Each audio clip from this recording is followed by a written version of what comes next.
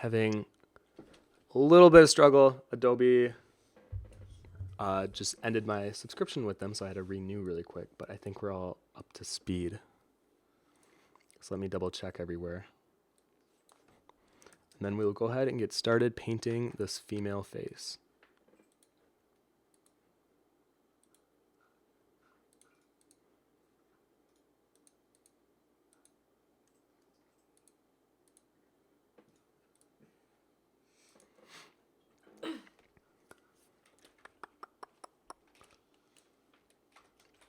Okay, I think we're good.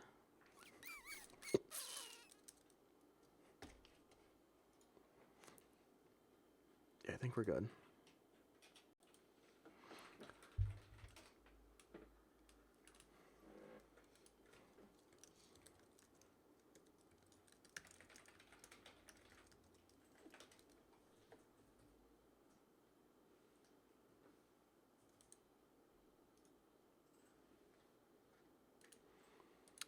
Okay, so officially, hi everyone, welcome to the CG Cookie live stream. I'm Tim Von Rieden, and we do these concept live streams every Wednesday at 2 p.m. Central Time. That's -6 GMT if you're outside of the States, and I usually post the topic an hour or two beforehand. And today we're going to be painting the female face. If you guys have any questions for me at all, please put at CG Cookie Concept before your question so that I can read it really quickly while I'm painting, as I have to look back and forth. And before we get started, and as people are joining in, I don't think I have too many announcements today. I'm actually going to be driving to CG Cookie tomorrow to finish the sculpt boxes. We're shipping them out soon. And if you don't know what a sculpt box is, essentially it's a little starter kit that contains all the essentials that you would need if you wanted to experiment with clay sculpting. The biggest thing that is important is the monster clay. We got in a deal with them exclusively for a 2-pound pack of clay, and this is the top quality clay that you can get for clay sculpting. And then pretty much all the tools and all the little knickknacks that you would need to actually sculpt and model whatever it is that you would like. So I'm kind of curious to see what the finished sculpt box looks like. I got kind of like a prototype to show you guys and to have for myself, but I'm excited to see what the finished product looks like.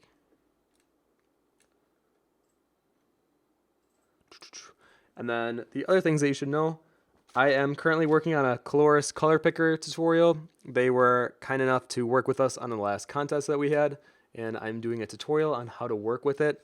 You can see me using it even today, and I've enjoyed it quite a bit, so I definitely think this is a tool that if you guys are interested in, you should definitely buy it. It's very cheap, and it's been very helpful so far. And then after that, I'm going to be working on another traditional course for drawing the facial features. So if you want tutorials on how to draw the eyes, nose, mouth, and ears, that is what I'm currently working on. I have 3 of them done. I have these 3, and I have the nose or the ear left to do. And I actually might be streaming that later tonight before I leave for CG Cookies. So if you guys are going to be around later and you want someone to draw alongside with, I will be drawing the ear later. And I feel like that's most of what I have. Yeah, I think that's it. And then I was also requested to talk about, let me find it. CG Rifters was asking if I can talk about the whole attitude that an artist has of I can't do, or I feel I'm not good enough. So I think throughout painting the face today, I'm going to be also talking about that.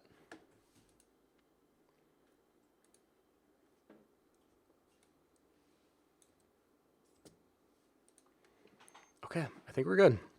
So I'm just going to jump right into it. Now, for those of you who know me, you guys probably have known that I've been going through a weird digital thing ever since like November, December. And I feel like I got mostly out of it, but I'm still trying to experiment and improve my own skill level with digital, as I feel like traditional, I improved in that area of my skill level, I would say quite a bit much more than my digital, and I feel like my digital still needs to catch up. So it's been this weird juxtaposition where my traditional I feel very confident in, but then when it comes to digital, I feel intimidated. I don't feel as smooth in my process. So the only way to get over it is to actually do the work. So I think one of the things I've kind of come to a conclusion is I need to stop talking about it or stop complaining, especially to the roommates, and I just need to do it. I need to keep working in digital. And yeah, it's not always going to click, and yeah, there's going to be things that don't work right for me, but I'm going to do my best to get past it. Okay, so why don't I go ahead and share my screen? We're going to be drawing the actress. Her name is Antonia Thomas. I've always thought she's very beautiful. There we go. So here she is. She was an actress from a British TV show that I watched called Misfits. I found it quite funny, but I always thought she was very beautiful. So we're going to be taking her palette that she has here, just applying it right to our painting, and I'll kind of show you how I would typically blend, but I'm also going to try some new experimental techniques here. So this is the Colores tool that I was mentioning earlier. I'm going to get all of this out of the way. Actually, rather than having two separate canvases, I might just bring her in over here.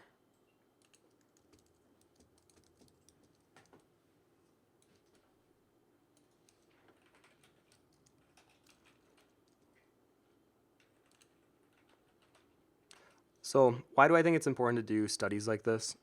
I think taking kind of the creative original part out of it and really just focusing on the way that you're blending, the way that you're shading, the actual technical parts of it can help kind of ease your mind a little bit, so you don't have to think so much on a creative level, but you have to think more on a technical level. And since that's where I'm struggling right now, I feel like this is the best way for me to overcome it.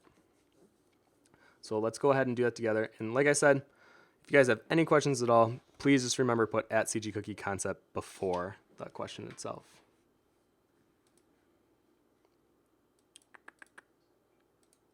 Let me double check. Okay, I think I'm good. Okay. So the first thing that we're going to do here is I'm going to grab this background color. I'm going to paint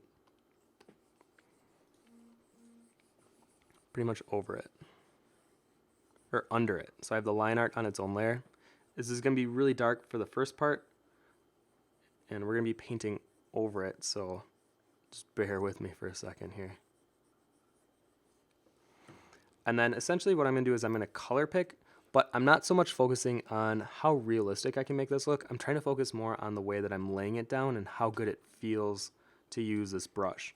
So I'm working back with my chalk brush again, and I'm just trying to remember why I liked using this over the circle hard edge brush.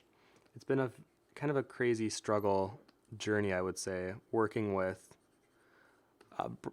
brushes that are either textured or brushes that aren't, and trying to figure out what one fits me and what one fits what I enjoy more.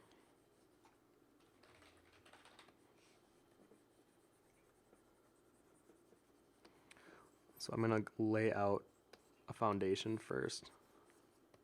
She's wearing this blue shawl.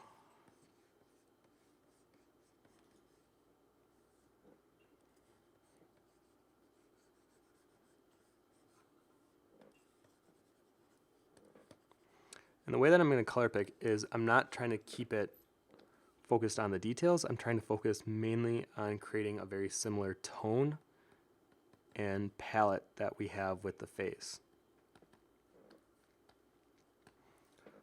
And the way that I would like to do digital is I would like to lay out kind of thick kind of areas of color that I can go in and blend out. So starting off, this is going to look like a Picasso or a very abstract painting, but that you'll see as we start to blend and get more towards kind of a detail area of what it will look like.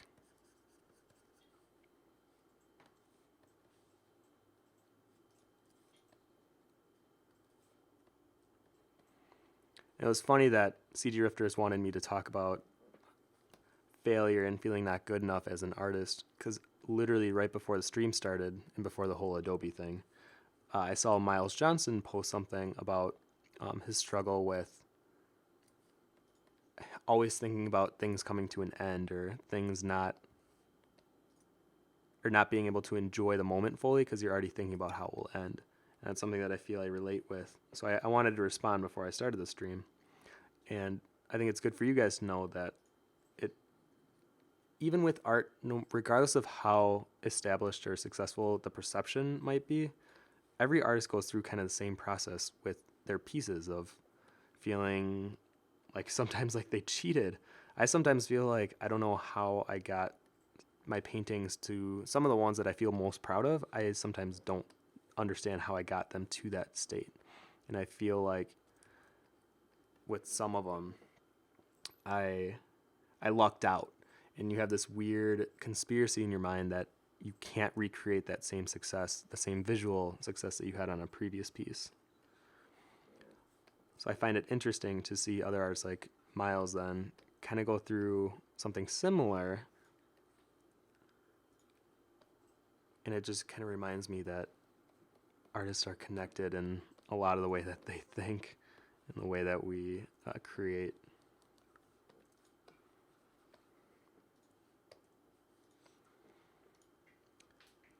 That Creative George says, where do you get your reference? I got it off of Google, but this is one of the faces, headshots that I remember most after watching Misfits and trying to figure out who that actress was. I still think it's one of my favorite photos of her just because of the colors that they use and the way that the photographer edited it in post. It creates a very glow effect. It's like this warm, kind of rich glow, but it's not using warm colors, it's using cool colors. So I always found it very interesting.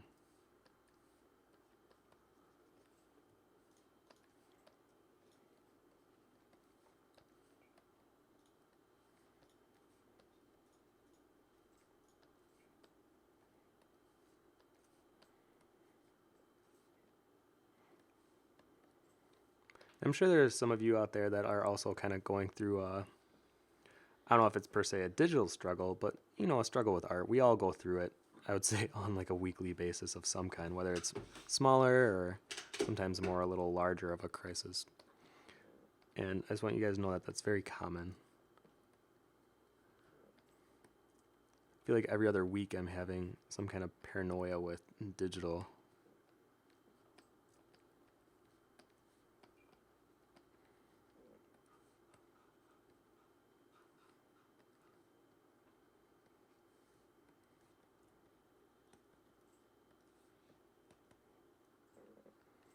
So you can see how I'm just kind of laying it out. I need to really focus. I'm kind of like eyeing around the eye area. I'm like toying around it, but I will start edging that out too.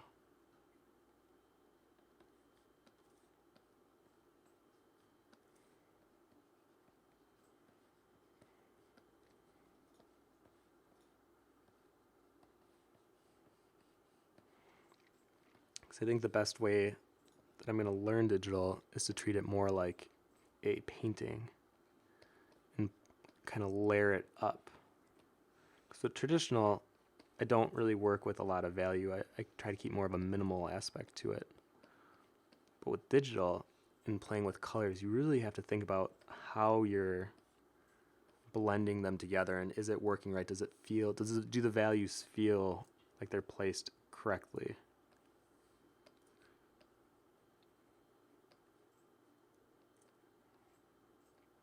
And are the colors going well? I think it's very easy to get lost in overusing digital techniques, and then the final result ends up looking very digital, which in my mind isn't a good thing. Or at least for the work that I'm trying to create, I don't want it to be perceived as just using crutches and digital techniques that sometimes are used when you don't know what you're doing. And that's like one of my worst fears with digital. Because if I don't know what I'm doing, I'd want to learn. And I think that's the struggle that I'm going with right now, is that I need to learn some more techniques to feel more comfortable with digital.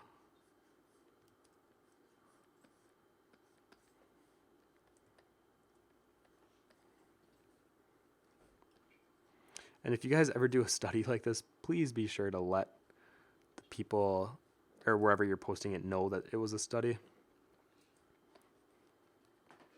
It's like one of those common rules that you should do as an artist.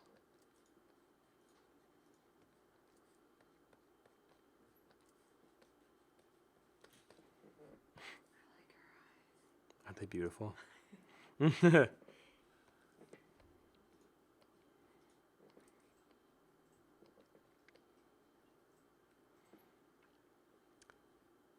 C. Drifter says, this already looks amazing. Can we see some of your earlier works back before you had an idea of what you were doing? Yeah, I can show you guys. Here, let me open. Oh, wait, first let me lay out the eyes first, and then I'll open up my DeviantArt account. I can go pretty far back.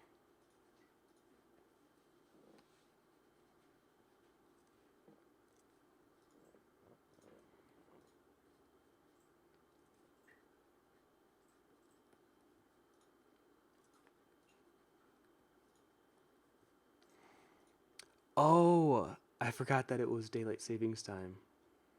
Because I noticed the viewership is like a lot lower than what's normal, and I was like, oh, I wonder if I posted wrong. But we had daylight savings time on Sunday, so it's not -6 GMT for everyone across the states, or for people outside of the states. It's -5 again. Sorry, guys. I even like made note of that the last time this happened. Sorry, guys. Well, I'll make a note of it for to remind myself to post something about it.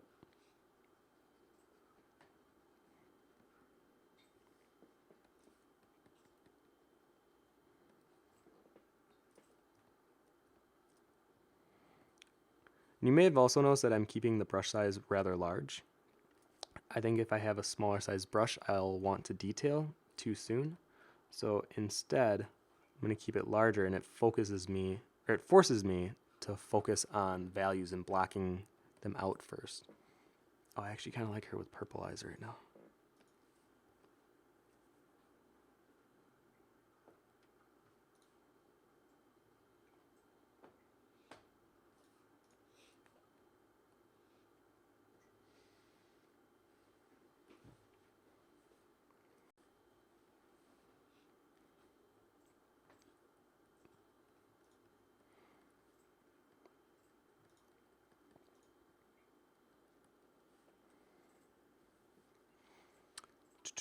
Miss Chibiar says, Arg, I'm late, but I'm here and I have tea. I find that when I do studies like this, I get bored copying reference. So what I tend to do is fantasize it, like adding horns or elf ears to my reference. Yeah, that's a great way to do it.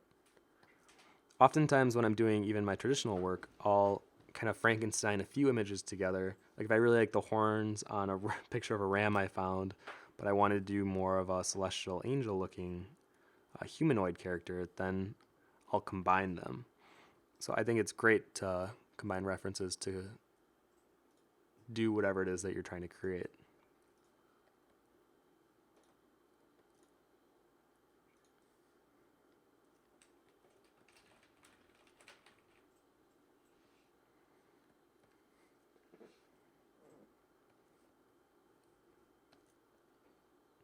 And don't worry, CG Rifters, I haven't forgot about your request.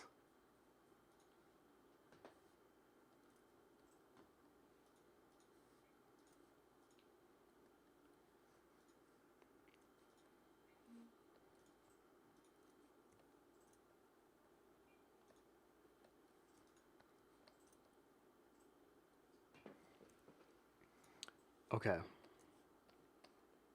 So really quickly, I'll show you. Yeah, Tijol. It totally didn't even cross my mind. Yeah, daylight savings time. Sorry about that. And I'm really sorry to all the people watching outside of the States. That was totally my bad.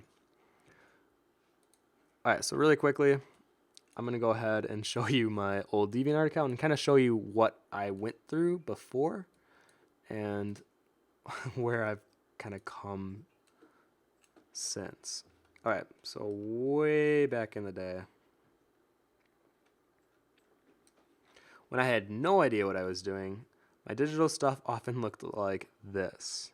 This was actually the first digital project I think I can remember doing. No, this was my first swordplay way back in the day. And it was kind of using traditional and then painting under it, but it was a lot of soft brush. It was not really knowing what the heck I was doing. I didn't understand Photoshop at all. And then from there, I became more obsessed with grayscale. And even back before I did CG Cookie, I would do little step-by-steps. So even this is interesting, like the slow build up. This is probably the process I'll eventually get back to. I've been just having a lot of fun like slopping it on like this and then refining later. But I think if I was true to my nature, it would be something more like this where I'm slowly building up the values and I'm starting lighter to dark and then adding highlights at the end. See if there's some other treasures in here for you guys. Oh yeah, so this is what my swordplay characters used to look like. It would start off with like a proportion, anatomy, sketch, an outline, then I would color it in. This is where I would become a little bit more comfortable. Still have no idea what I'm doing though. And then I would finish the cast, and as soon as I would finish it, I would learn something new. And in this case, it was overlay and multiply. So what do I have to do? I have to redraw all of them again. And then I have another finished cast lineup. And once I finished it, I realized I don't really like line art. So then what do I do again? I paint all of them again. And it was this constant growth. And I think I was so passionate. I had so much drive that it didn't bother me. But now the thought of having to repaint all of the characters again in a new style is like so intimidating.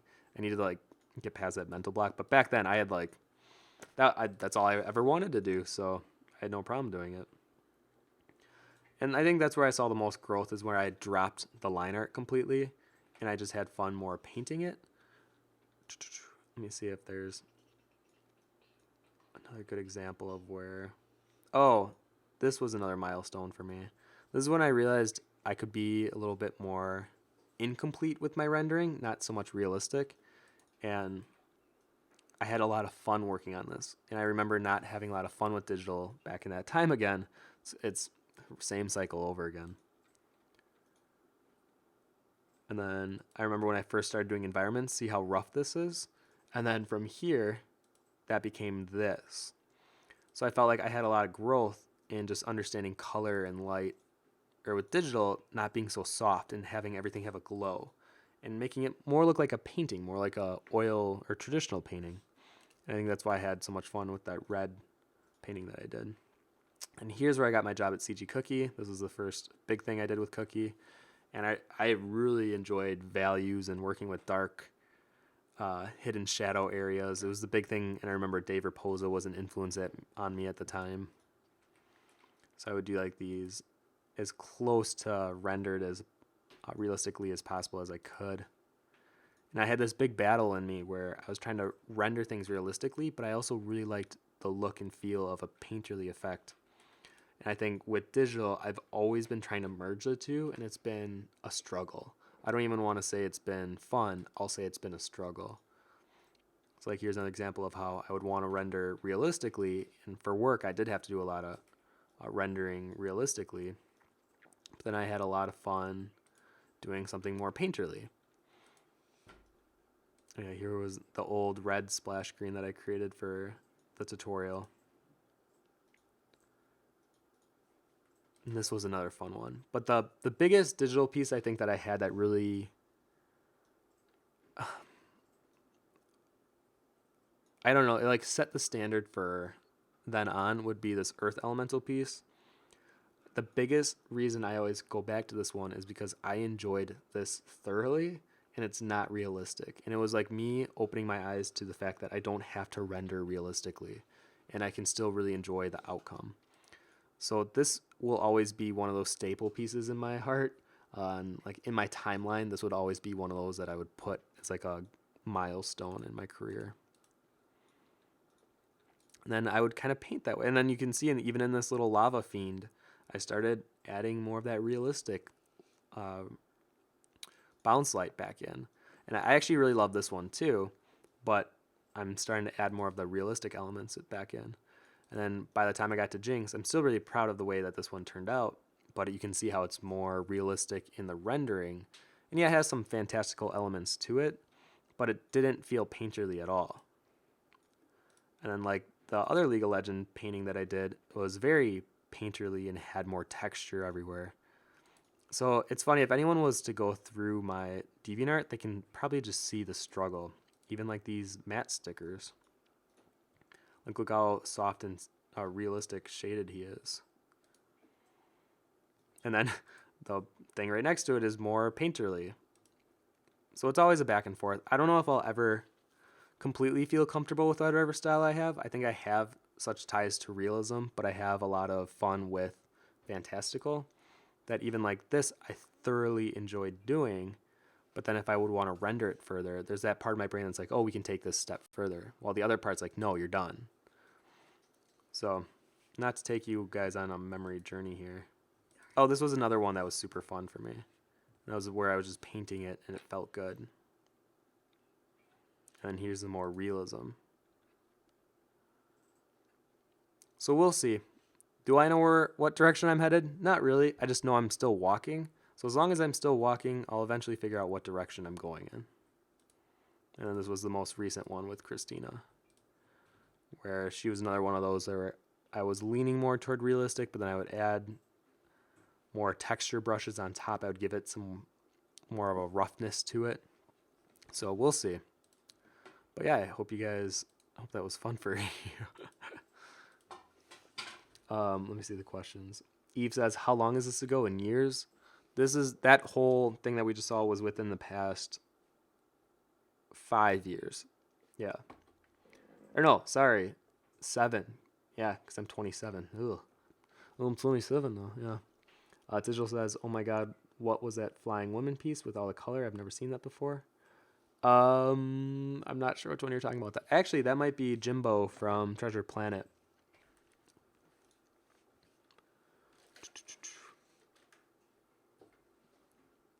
Lights and Sea says, I see a wide disdain for straight realism in art. Why is this? Isn't the merit of realistic versus painterly based on personal preference? Yeah, absolutely. I think the problem is I have a personal preference for both. So like I can definitely appreciate realism, and I think that's where technically I'm strongest.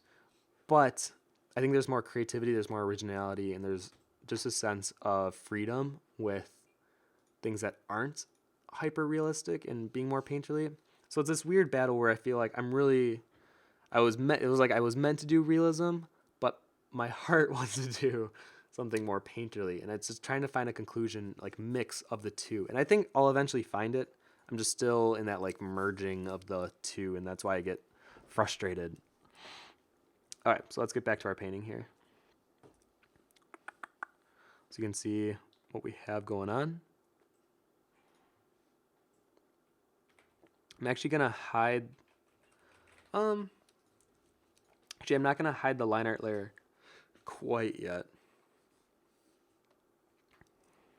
Let me start refining some of these areas here. So when I get to this more refining area, I'm still gonna plop on the colors, but in areas like around the nose, I'm gonna start edging it out.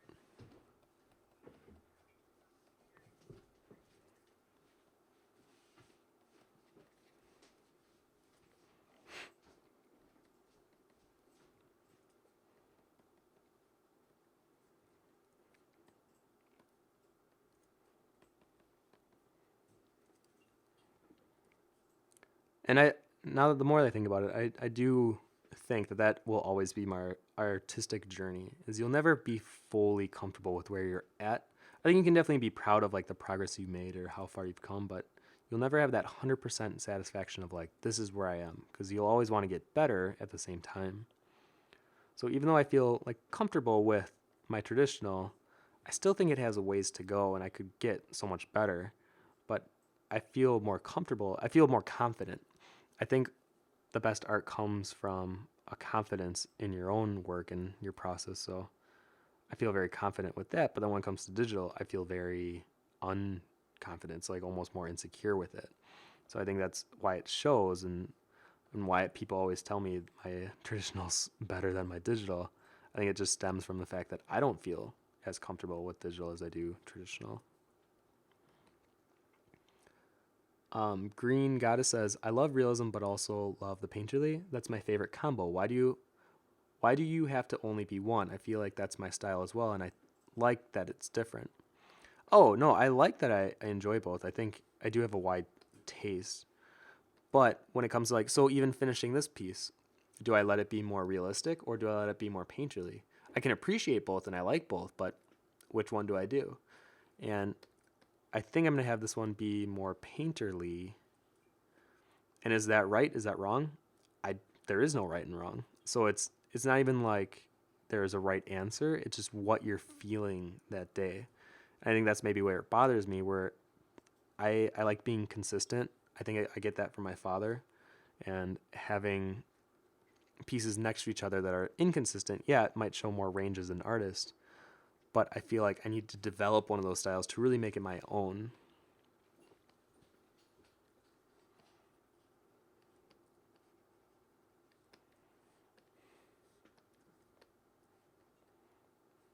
And I think for you guys, I don't want to make this sound like you have to only choose one. I think it's good to explore different styles. I think since I kind of already know that those are the styles that I enjoy most, and then it's figuring out how to mash up the two to make my own digital style.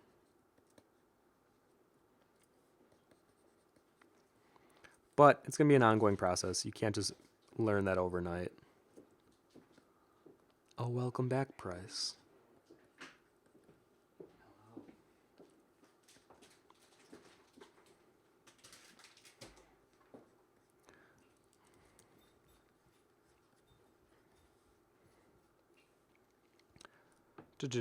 CD Rifter says, "Thank you, Tim. That was an inspiring walkabout on memory lane, especially since I'm new to your work." Well, I'm glad. I hope it helped in some way. It's always funny looking back at my old work being like, "Oh, yeah, that's what I did. That was me."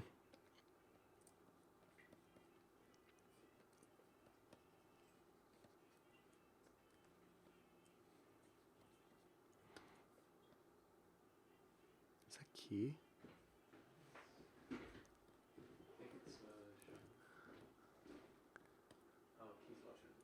Oh, key. If you guys hear trumpets, it's key in the other room.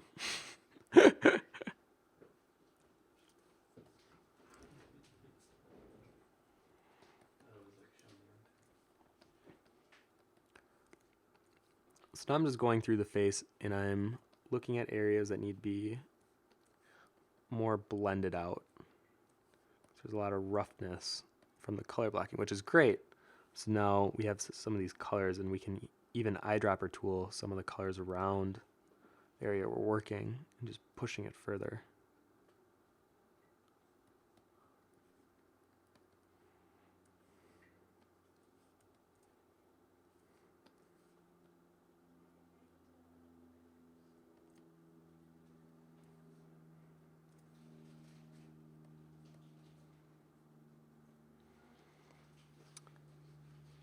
Licensee says, "Thank you for the previous answer. One more question. What do you think about using photographs as textures while painting digitally?" I do see a lot of people doing it, and there were times I used to do it. I don't use it as much anymore. I think I learn more from actually learning how to paint the material and the texture. So I think for me, it's more of a learning opportunity, but I guess I don't look down on it too much. I think photo bashing, though, can be a shortcut for concept artists, which is used in the industry. But I think if you really want to learn and grow as an artist, I would avoid it. I think you learn more when you're forced to create them or recreate the material and texture.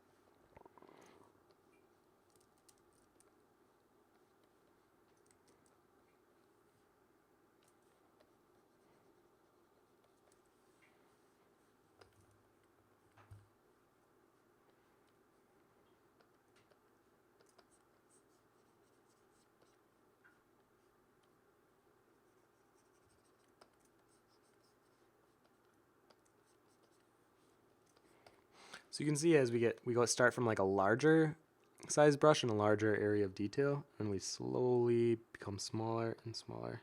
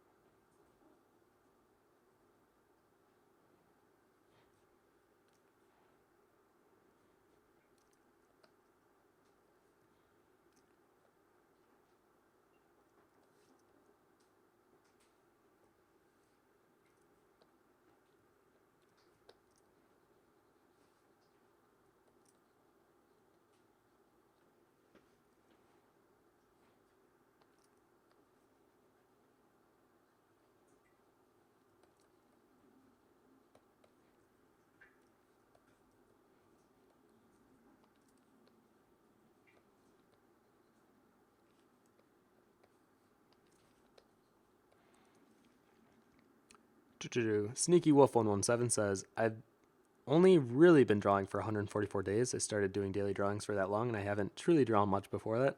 And your work is inspiring, and your tutorials are very helpful. Well, thank you. That's crazy that, I mean, if you're just starting, that's great that you're drawing every day. I think that's one of the biggest struggle for artists that have been doing it for a while. So if you can continue that process of drawing every single day, you will get better and you'll see results. I promise you that.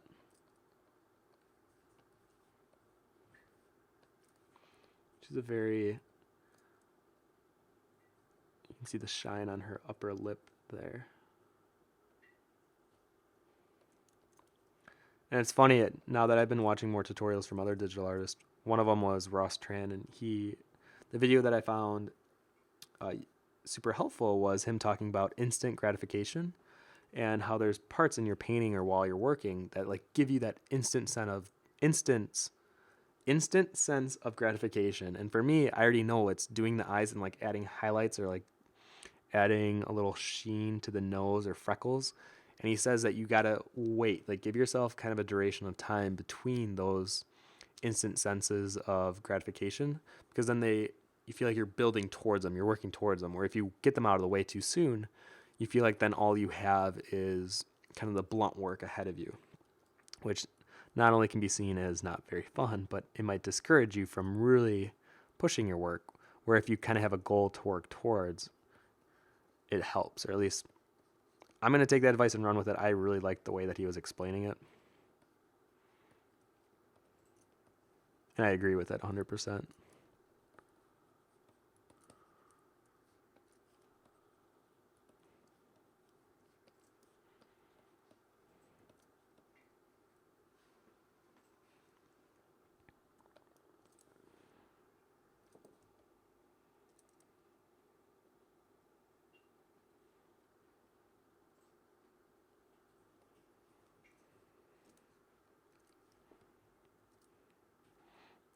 She kind of has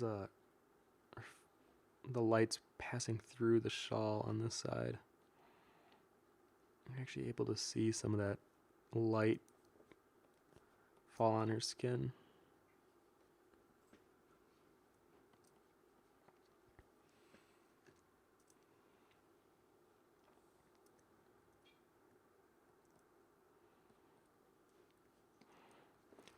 Okay, so we get some of that instant gratification. Let's zoom in and do some of these eyes. Actually, you know what? I'm going to try to stay zoomed out for this. I'm going to do my best not to zoom in and hyper detail too soon.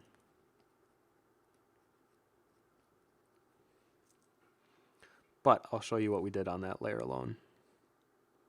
So before, as you can see, we're just still refining it further.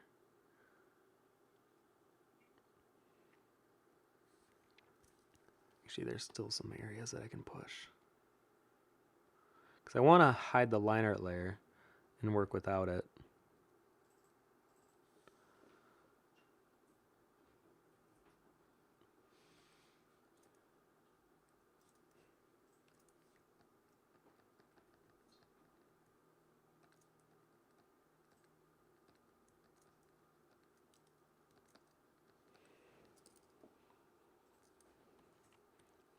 So let's give some outline to the eye first.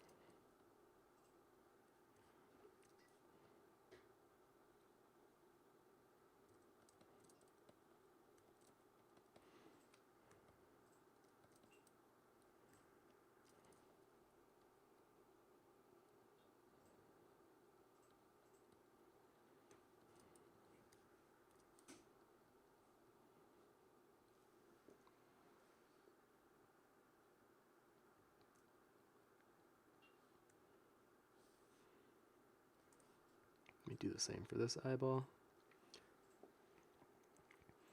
Terminal Glow says, what was the artist's name? It seems a lot of us missed it. Oh, his name is Ross Tran, but on YouTube it's Ross Draws.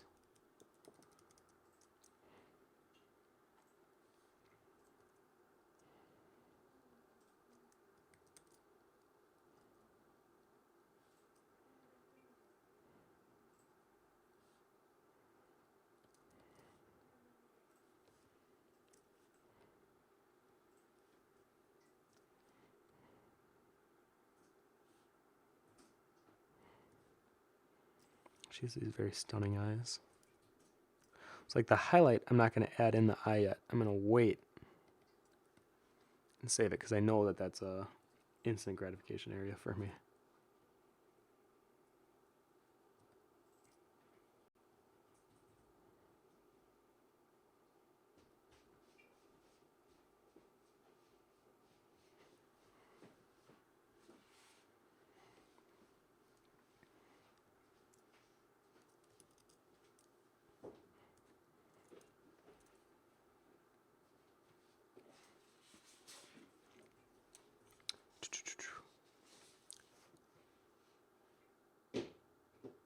Digital says, when are you going to announce that all 3 winners of last contest won't be getting their prizes and that all 3 of them will be going to me?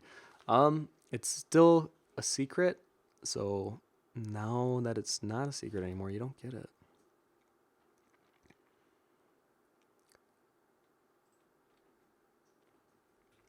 Yeah, we'll be mailing those out next week, most likely.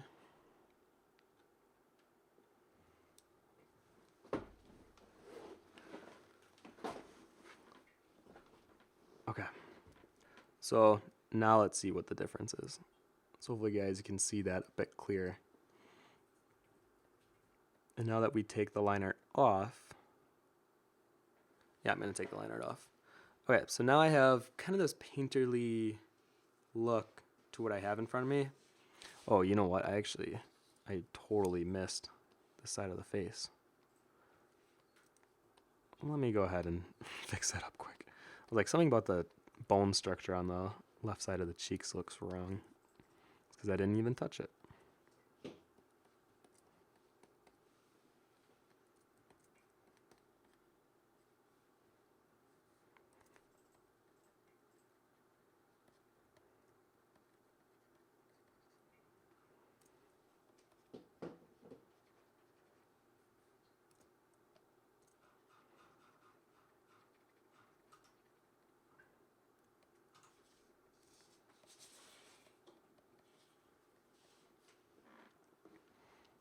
Wait, so now I'll take off the liner.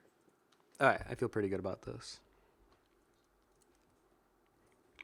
So then moving forward, why don't I go ahead and try a different brush? Because like I said, I need to experiment with digital. And if I'm only staying within the confines of one brush, I feel like I'm not growing as much. I'm not experimenting, really. Actually, I'm going to try the circle hard edge brush.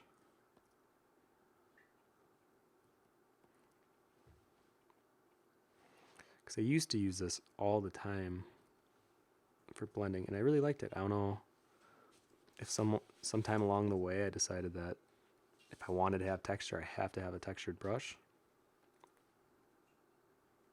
But I think I can have both.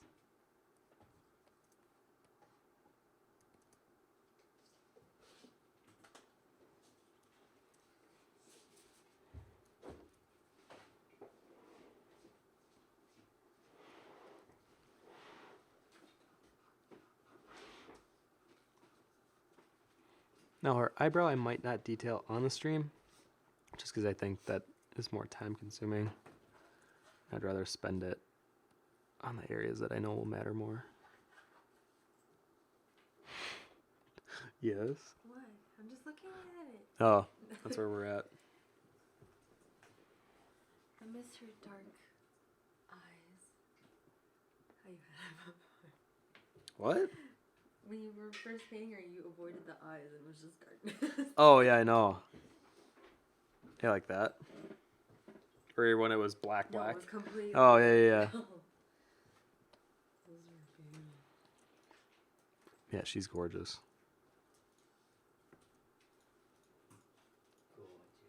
Gorgeous.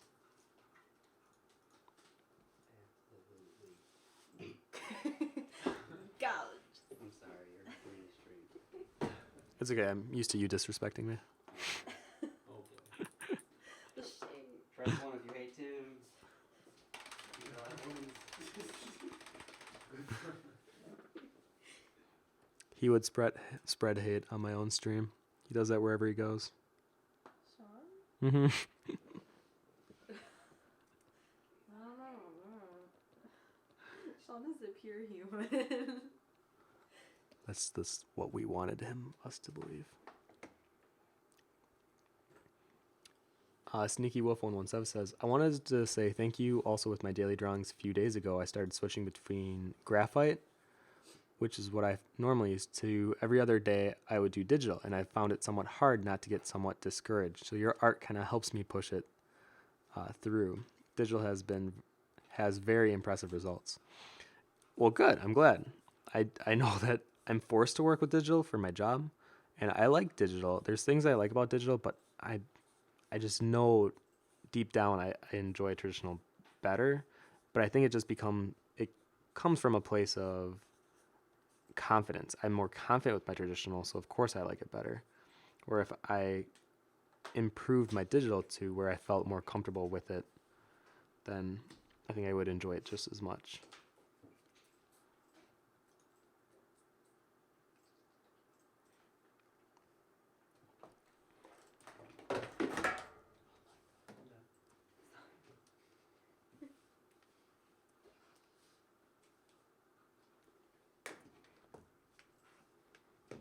Oh yeah, today's stream is sponsored by Vita Coco.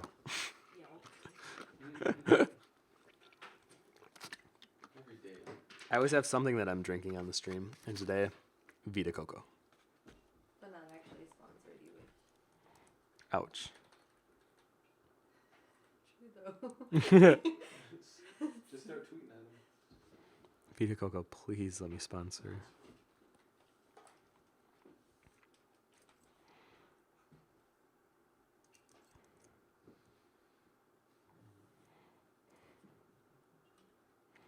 So even as I get into these more refined areas, I'm still not going to do things like the eyelashes. I want to save that for like the very, very end.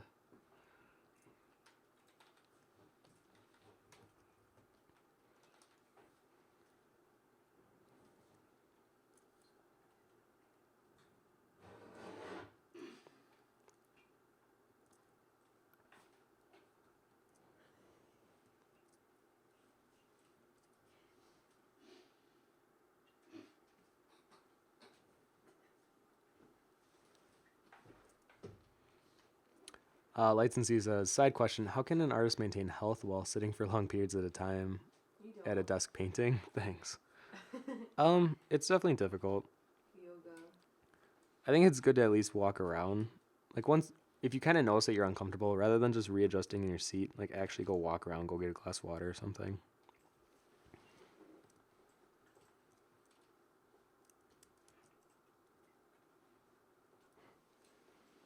But try to take care of yourself.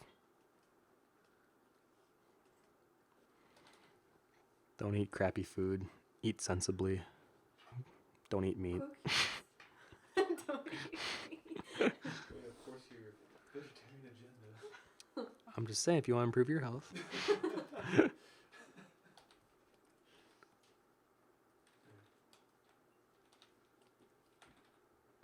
But I'm more of an animal lover, so I didn't really do it for health reasons as much. All right, so you can see if we turn that layer on and off, how we're starting to like refine that eye. Tim, I'm feeling like guilt trip, man. For what? Lover. Oh, yeah.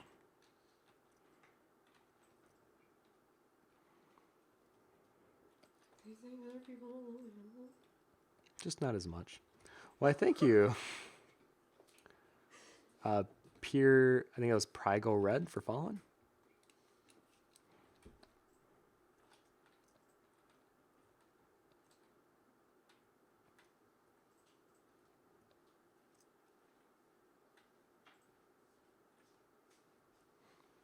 All right, so now we're going to move to the other eye. You might be thinking, well, Tim, you didn't finish the first eye. Well, to avoid the biggest problem that artists struggle with, the inevitable other eye syndrome, try to keep the level of detail consistent throughout. So rather than going through and completely rendering out one eye, try to keep them at the same level of detail and finish. That way you don't have to go through that awful, awful mess of trying to make one eye look just as good as the first eye that you created.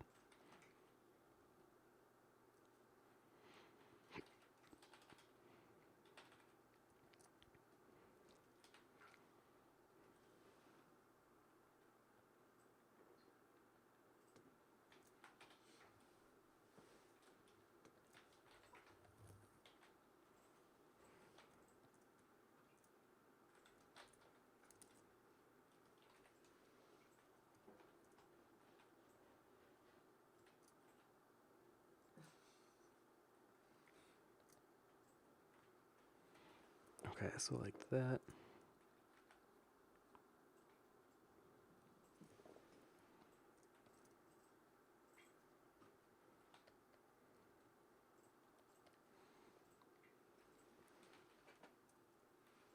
Okay, and same thing with her eyebrows.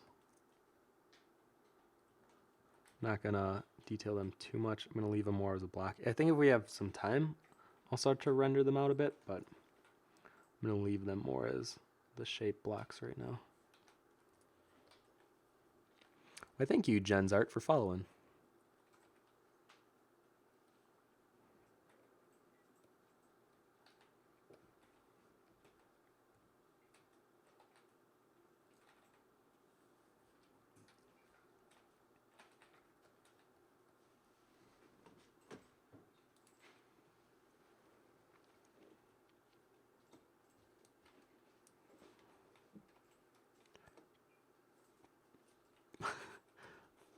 Trying to say your name right. Prygord? Is that it? Prygord. I think that's right.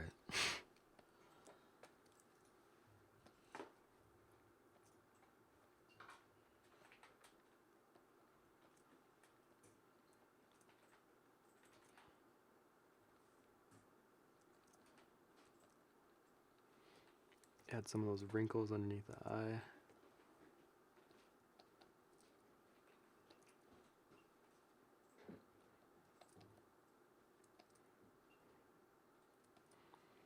So when blending with a hard edge brush, you gotta be very soft with the way that you blend it. Because like a soft brush, it'll blend almost instantly.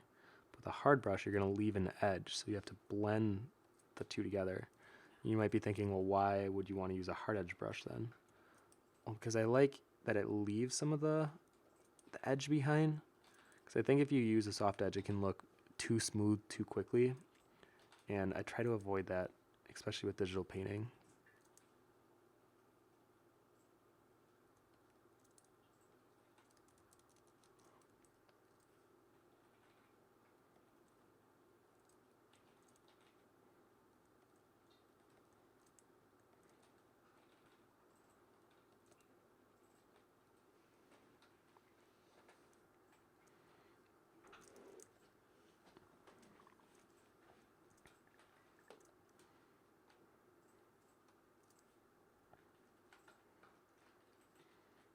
Okay, now I'm gonna go to the nose, and you'll see me jump around a lot. I think I do that, one, to keep the level of the consistency level of detail throughout the same, but also because my eye will see an area that needs to be rendered, and if I'm intrigued enough, I'll go and start rendering that area out.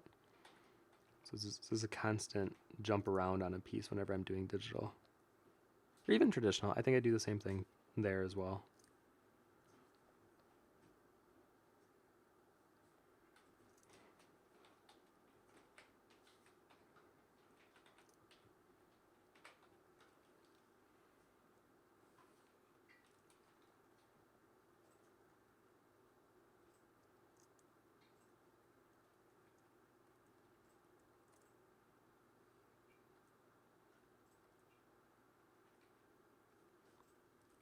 So you can see here how rough this corner is. Shape it out.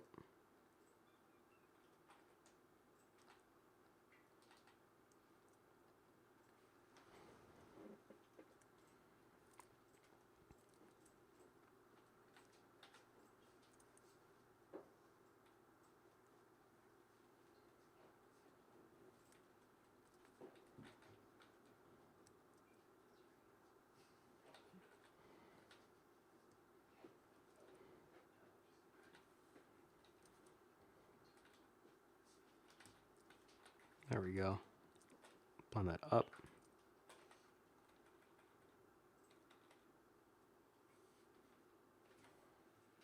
Oh, why'd you put it in the frame? Well, I bought this frame. Oh, It would match the booth, and I just wanted to see what this would look like. that's the same frames I have in the family room. I don't know. You guys look the same still. We're basically the same person. Well, there's quite a few differences, but our tastes are pretty similar. On to Drew. Prygord, if you want to talk to Tim, address CG Cookie Concept. Yeah, so if you guys have any questions, if you're newer to these streams, please put at CG Cookie Concept before your question. That way I can see it really quickly when I glance over at the comment section.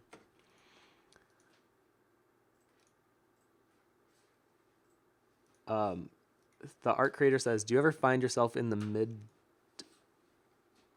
middle of a study and you, I'm assuming it's connecting with Eve, flip your canvas?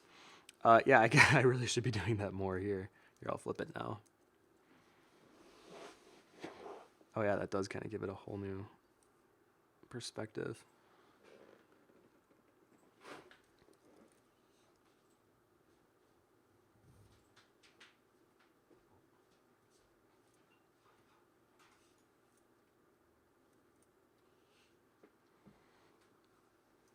Like that. Then once we get to a good place with the nose, then I'll move on to the lips.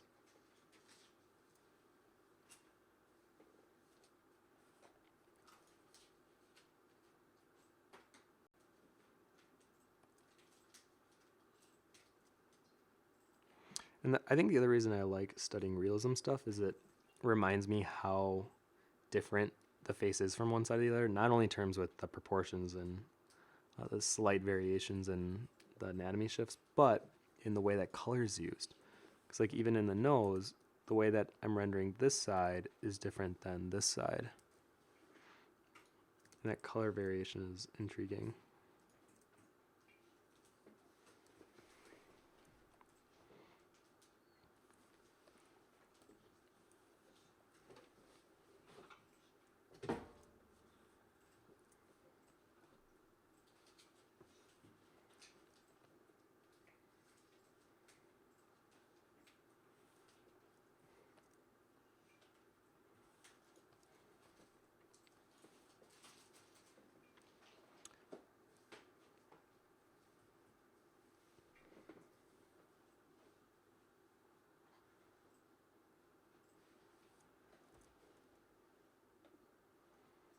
Now for her lips, I think the initial color laid down was very pink.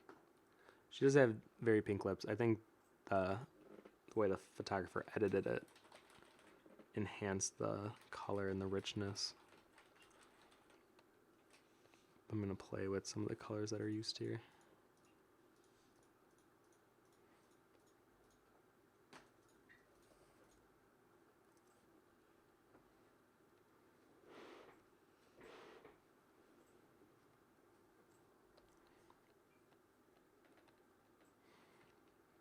And the eyelashes, to me, are very similar in the level of detail as the wrinkles in the lips.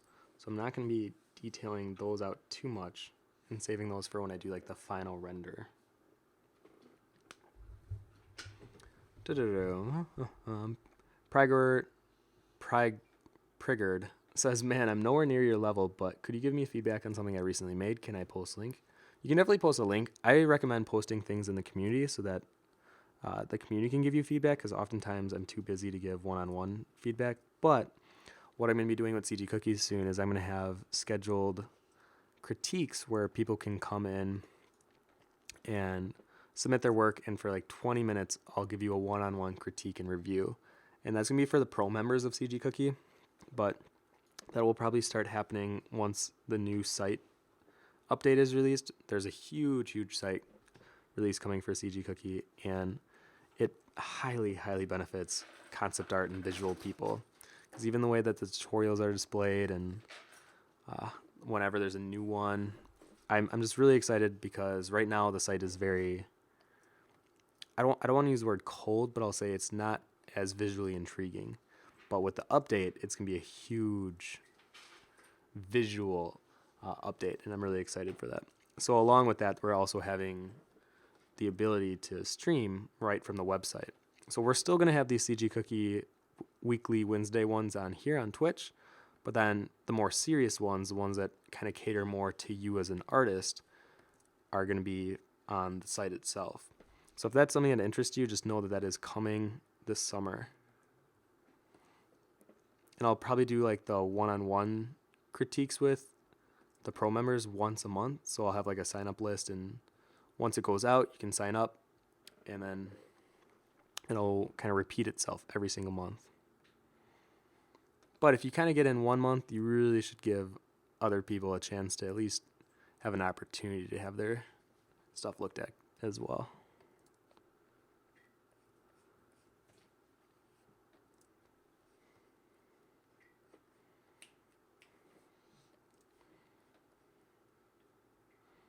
I'm going to edge out the chin a bit more.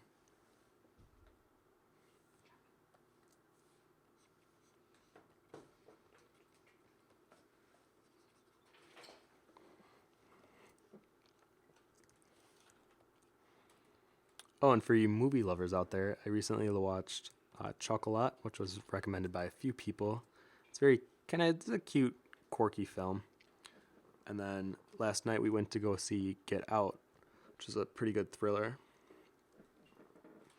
And I feel like with thrillers, it's hard to recommend because most of them are so bad, but this one was definitely worth the watch.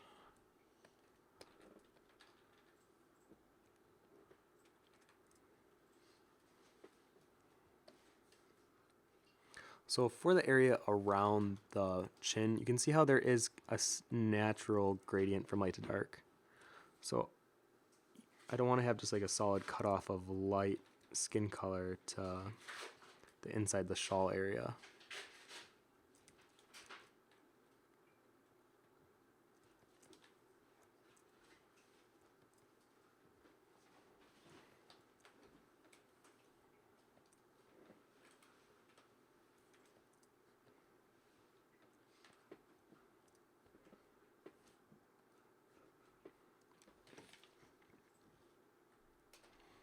The art creator says, or wait, let me scroll up. Jen's art says, what brushes do you use? Smiley face question mark. I am currently using the circle hard edge brush, and I started with the textured chalk brush. So both are basic brushes. I'm not doing anything special. I have always made a point with CG Cookie stuff to work with the basic tools, just because I want to show you guys you don't need fancy techniques or filters or brushes to create work. You can do anything with just the basics. But they surely help.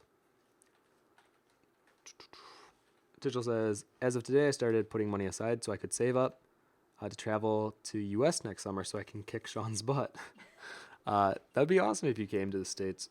Wisconsin might not seem like the most fun place, but we actually have this hidden gem called the House on the Rock. And if you came here, I would take you there. Don't Google anything, though. Sean says bring it on, but you know it's like one of those little Chihuahua dogs, how they bark at the big dogs? And you're like, why? You ever been bit by a Chihuahua? It hurts. What are you trying to imply? Don't get bit. I was going to say, don't bite me, Sean. Did you give him the shots? I'll give him a shot. Shot. The art creator says, do you ever find yourself in the middle of a study and you don't like where it's going, so you decide to start all over? Yeah. I think the point of a study isn't to be so committal to it. I think allowing yourself to be able to start over if you're like, I didn't really like the way that felt. Like even if the end result came out pretty nice, if you didn't like the process to get to that point, I do think it's good to start over and then try maybe a different brush, or maybe try a different way you were laying out the values. Whatever it is, that'll make you more comfortable working on the piece.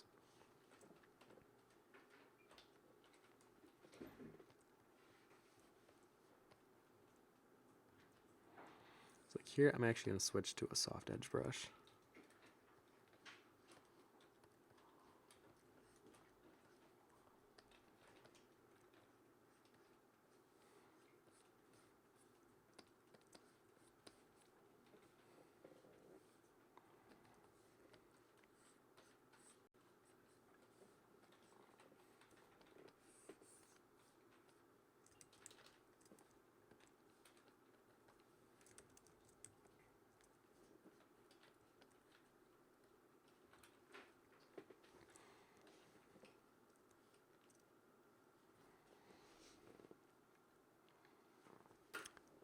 Okay, what do we have left? We got 15 minutes.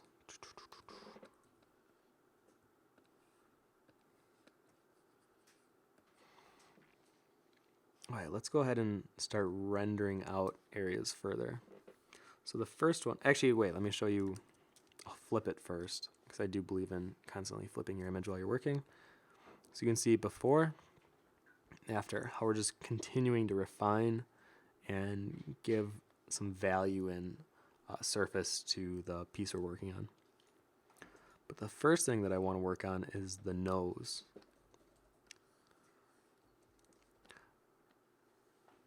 There we go. So the nose is actually a feature that one of my friends, Deandra, she always made a point that that's her favorite feature. And I would talk to her about this on how when she looks at a face, that's all she looks at. And for me, it's the eyes. But when it comes to drawing, I've kind of had this newfound love of drawing noses. I think it centers the face, and if you create a strong one, it can add such a personality to your characters. Now, in this case, though, we have a nose kind of preset for us. So instead, I'm going to be looking at rendering it to the best of my ability here, but still having it have kind of that painterly touch. So you know what, I'm going to switch over to,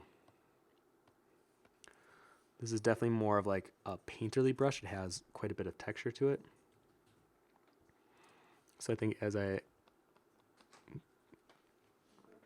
zoom in and start to really texture this, kind of add these details, I want it to feel like skin. And I also want to give the impression of like a chalk brush or a painting of some kind.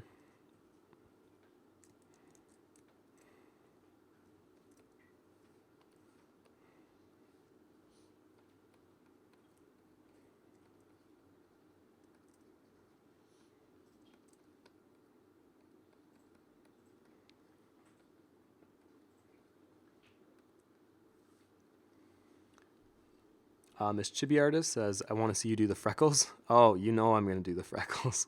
I'm going to save them for last, though. That's one of those instant gratification things that I was talking about earlier.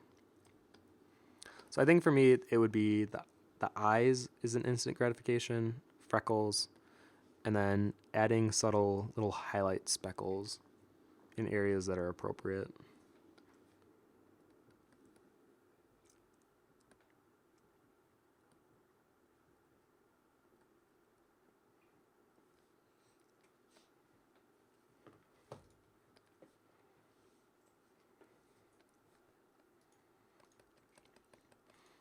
Eve says, I always struggle to find reference that's not one, photoshopped into oblivion, or two, has really boring colors. Do you have any tips on finding really good reference?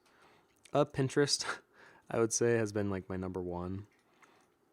But in terms of, I think you gotta just dig a little deeper. Like there are some really good, and maybe just refine what you're searching. I think that might help with what you're finding, but and I agree, I would try your best not to work on an image that has already been photoshopped too hard. Like I can tell that this photograph that I'm using for reference, there's definitely been some alterations in editing, but I liked the way that the color was used, and I think it wasn't over pushed, it wasn't over photoshopped, so I can still have something to work with. But I definitely understand what you mean, where it's hard to work with a reference when you can just tell it's been altered so heavily that it kind of loses that original look.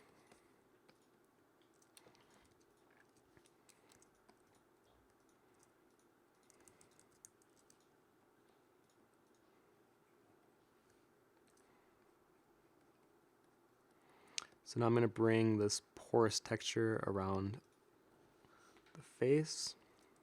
Because the other thing I want to do is at least get this to a point where I can add in the eyelashes, the freckles, and all that fun stuff. But I really need to have a good foundation first. So I don't want to rush it. I know that we're on a time stream, but I think giving myself 2 hours forces me to be a bit faster, which is another thing I want to improve on with digital.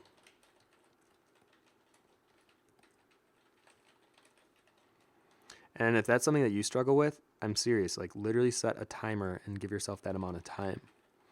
Because I think having that knowledge forces you to work faster and makes you kind of apply techniques that maybe normally you wouldn't. And hopefully you learn something in that process. So if you're going to do a study, make sure you're learning something from it. Otherwise, you're just a photocopy machine. And yeah, I think even with this, I could do a realistic study, and it might take me a long time, but it would look pretty close to the original. But did I learn anything? Possibly not. And then was it worth my time? Absolutely not. Well, I thank you, brown coat captain, for following. The captain of all the brown coats, you say. Fluffy Healer says, what about screenshots from movies or TV shows? Too much lighting or Photoshop still? No, I think those are great. Actually, you know what? Let me show. I did a study of the movie called The Fall. 2 reasons. 1, it's gorgeous and perfect. But 2, I don't usually do environments. And this was a good challenge for me to force myself. Here it is. So here they are. And this like forced me to work on composition and color quickly, which I almost never do. So I kind of learned you can create a sky in like 10 seconds, and it doesn't have to look super fake either, you know.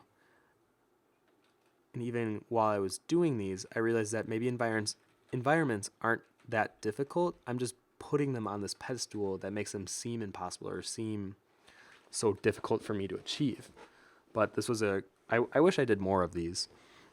And I definitely would recommend them, yes.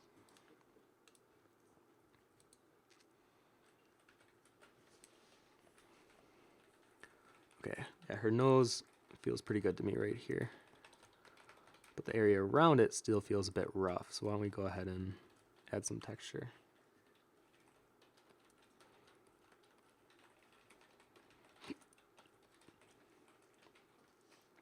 And all of these brushes you can download on the site too.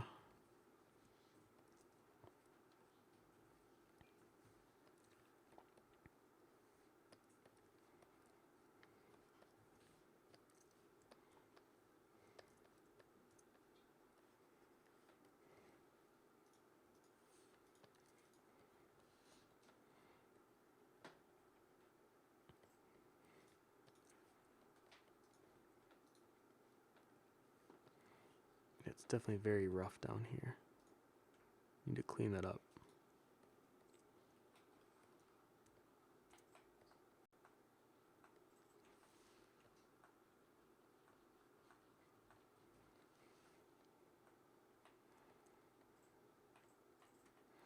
Oh, another thing is if you time yourself, stop whenever that timer stops and really analyze like how far you were able to go, what you think you could have done faster, where you think you kind of slowed down.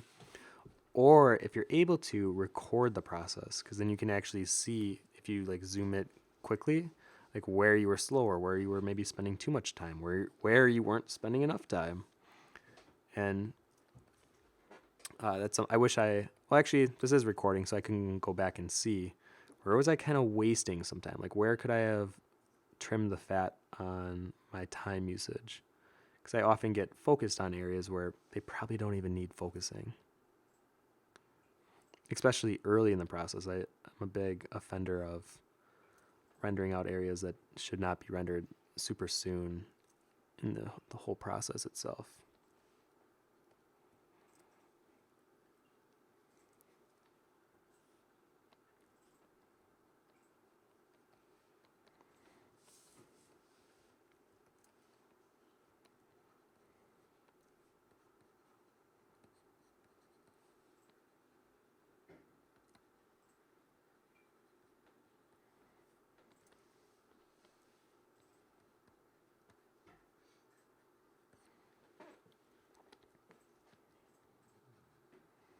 So for the forehead, I like the gradient that we have of values going on.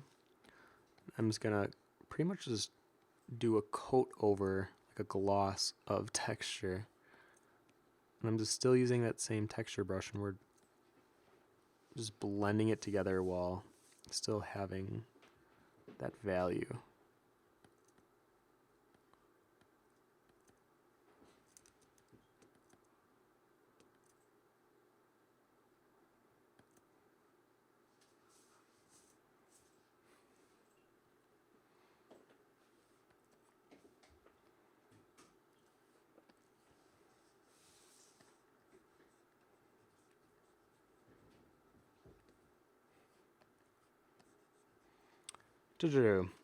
Uh, Ferris Moss says, doesn't it sort of kill your interest a little bit when you're constantly nitpicking every aspect of your process with that much thought? Oh gosh, yeah, absolutely. But I notice that I am struggling with it when I just kind of go with my whim. And I think that's why I'm actively working to improve it so that I can get back to that point where I can just run with it, kind of like how I do my traditional. And I'm not overthinking the process. I'm not thinking about the techniques I'm using. I'm just doing it. So I think that's the other reason why I'm so frustrated with digital is because I know I'm analyzing it right now and I'm in this constant battle of what works, what doesn't work. Do I like this? Do I not like this?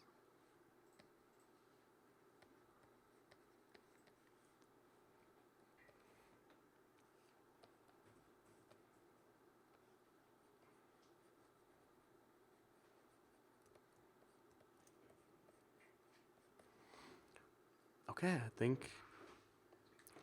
Actually, wait. Let me work up this really quick. And we're going to go ahead and render out the eyes.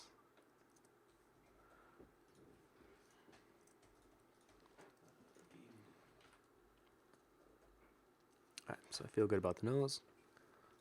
I'm going to first do a left eye.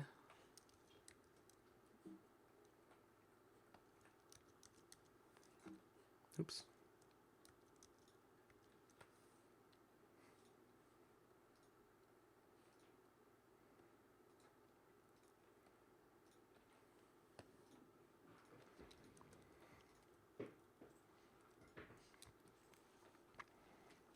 Okay. I'm going to actually do the eyes on their own layer.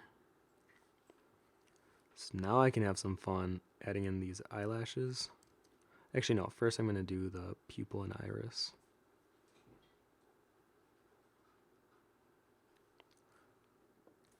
She has like some golden hues. There's some purples and oranges.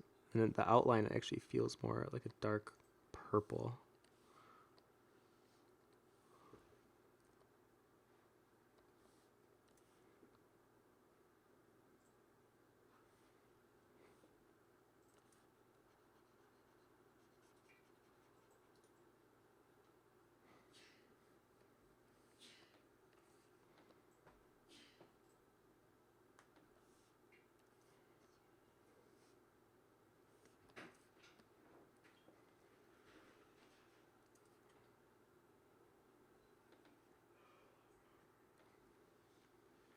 So I'm going to switch back to my circle brush to add in these eyelashes here.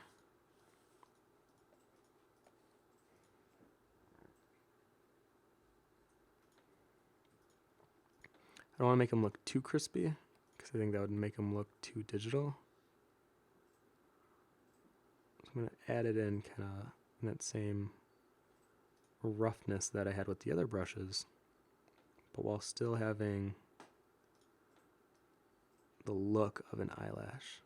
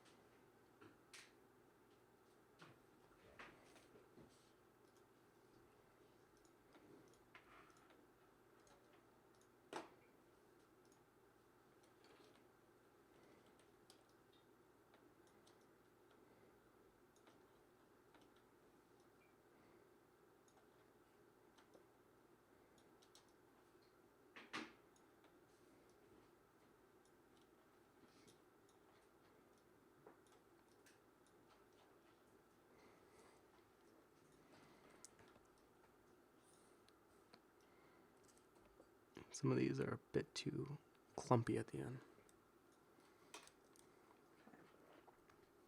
So the other reason I like doing them on their own layer, so I can lock the opacity, where you can see there's like some purples in here. Some of the lashes aren't quite as dark. You can just paint over it. Like that. Okay, now let's go in and really do this eye. I'm going to switch back to my chalk brush.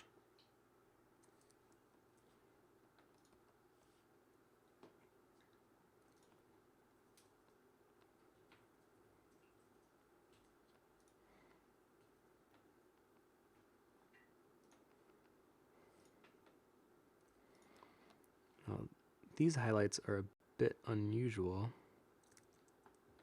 They're not just the standard like dot in the corner.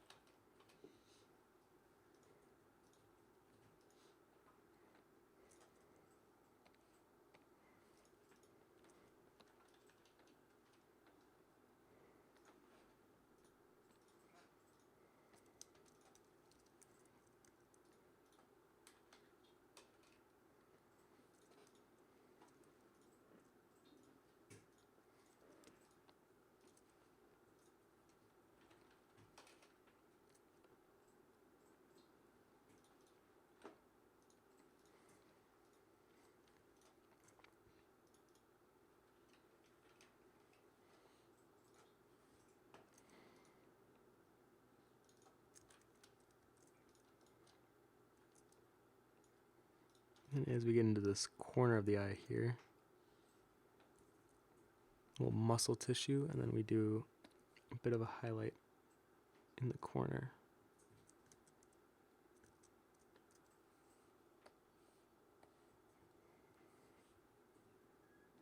And the reason that I haven't used the colorist picker as much on this one is because I have my color palette pretty much for my reference. So I don't have to mess with it too much. But if I was just going on a whim, I would definitely be using it a lot more.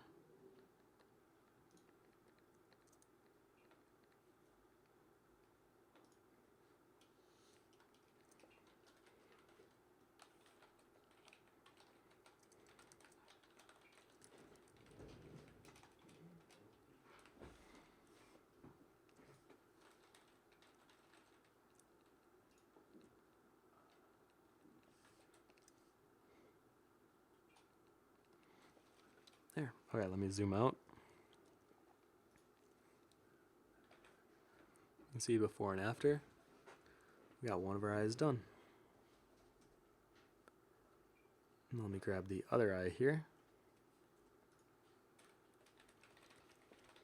Oops. Make sure I'm on the right layer.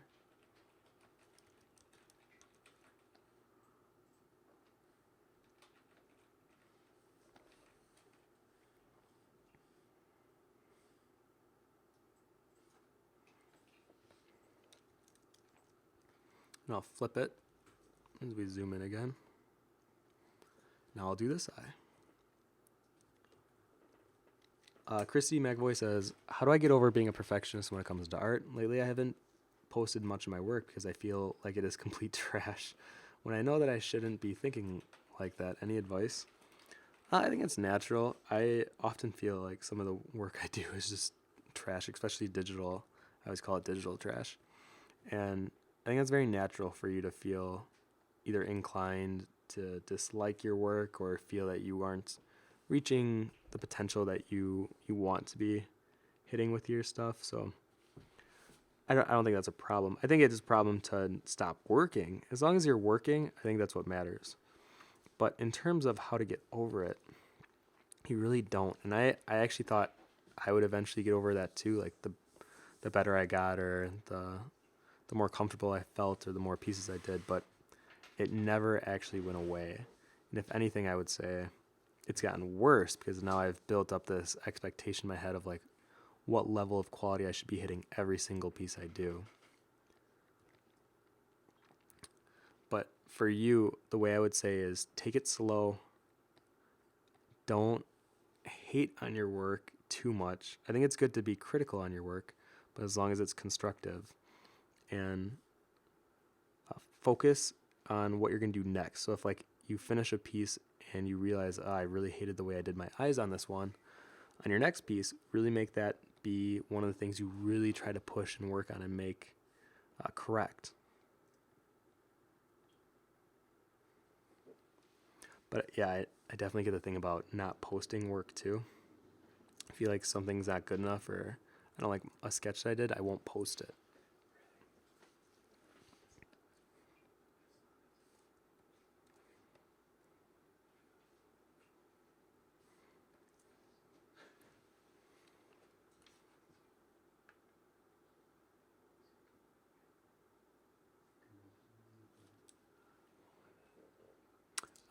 Oh, someone said I need to apply the makeup now. Yeah, there's definitely makeup already before I kind of intensify the eyelashes here.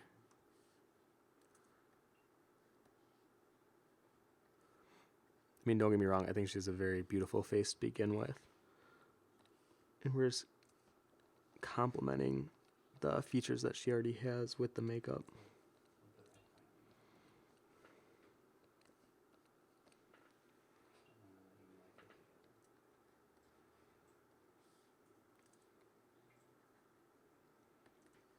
Okay, I think we're going to do the same thing we did the other eye. I'm going to make a new layer. Let's make these lashes look great. So I'm going to switch back to my basic hard edge brush. Make it quite small.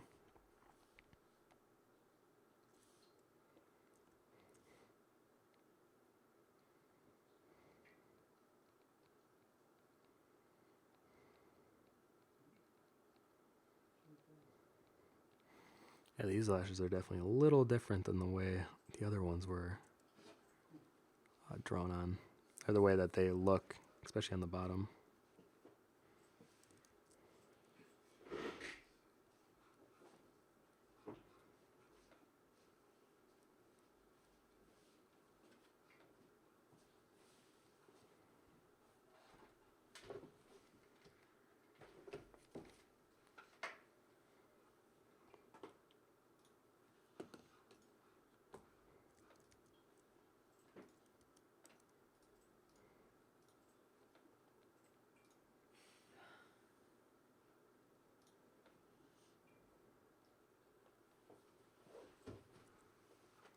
Yep, that one's a bit long.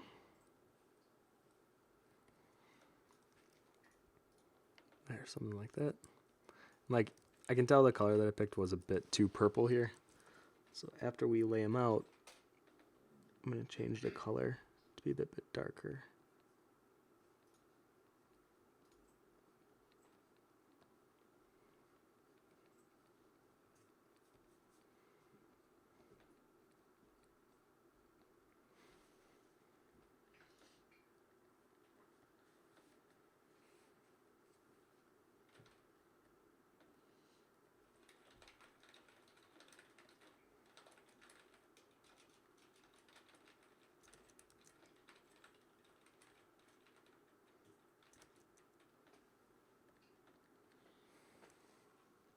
Something like that.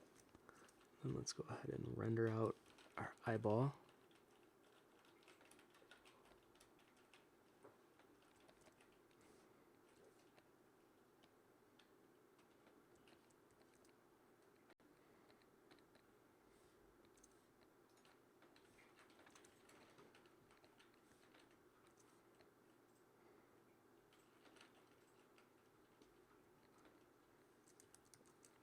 I'm going to switch back to the chalk brush.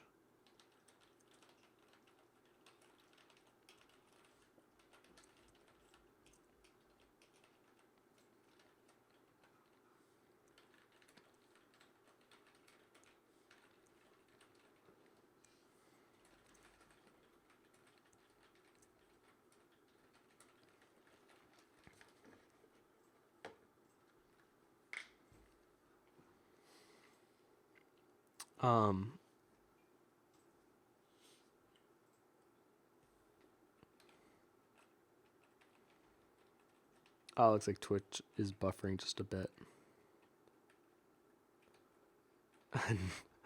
No, I can't blame Sean for that.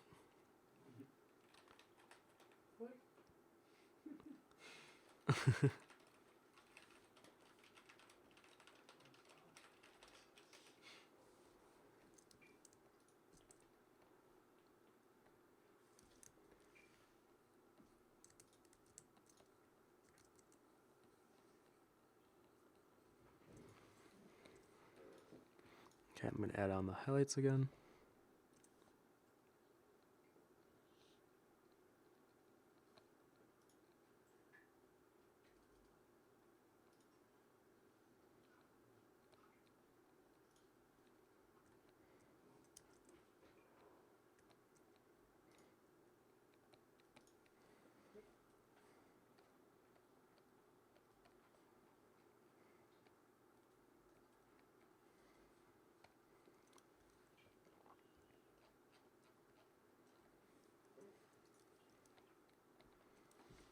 Alright, and then same thing we did with the corner of the other eye.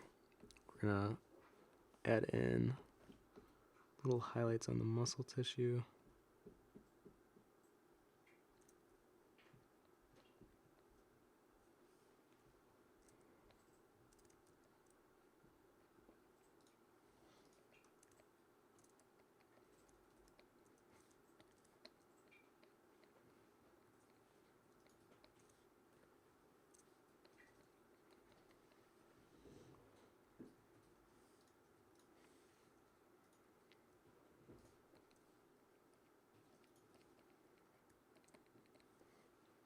Alright, since, like I said before,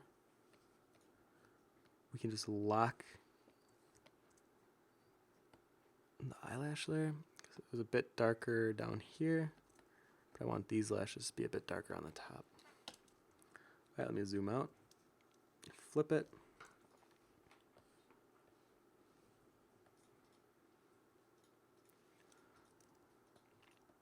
Oh, I feel like I kind of made her look scared on this eye.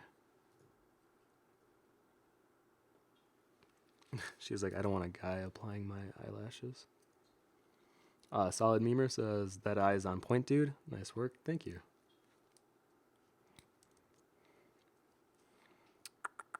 Okay, we have 20 minutes. Okay, we can do a quick pass on the lips, and then maybe I will do the eyebrows. Actually, let me do this eyebrow really quick. I think this one's so blocky, it kind of throws off the way I've rendered everything else in the picture so far.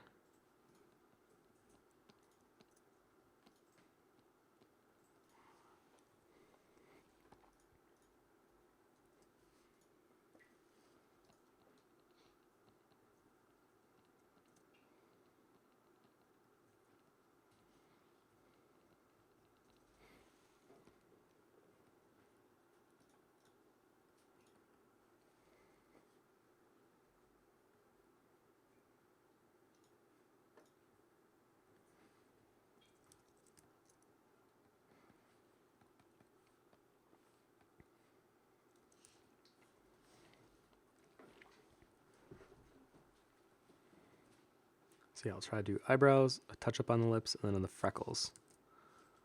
Just for you, Miss Chibi Artist. But also a little bit for me too. I like freckles.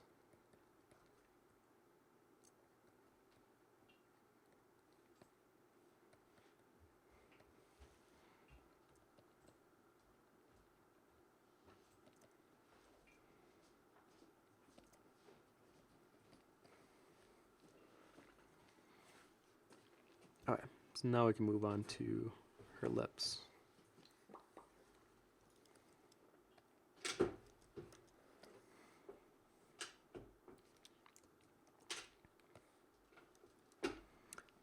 Now obviously the picture doesn't have the highest resolution, so I'm kind of working with implying some areas a bit more than others.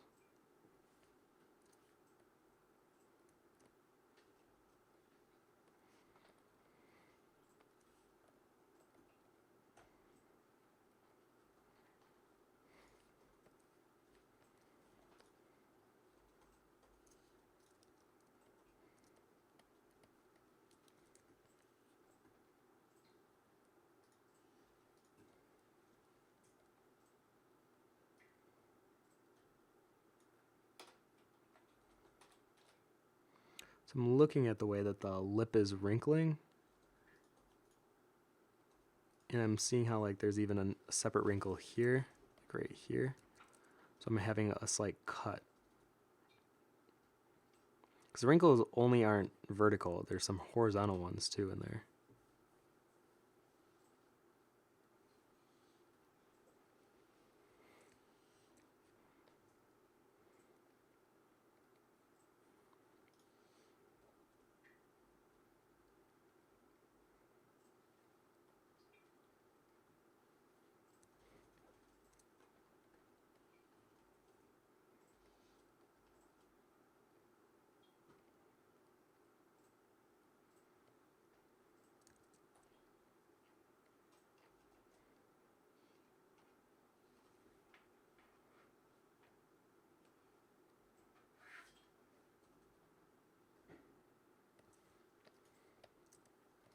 This side's actually more purple.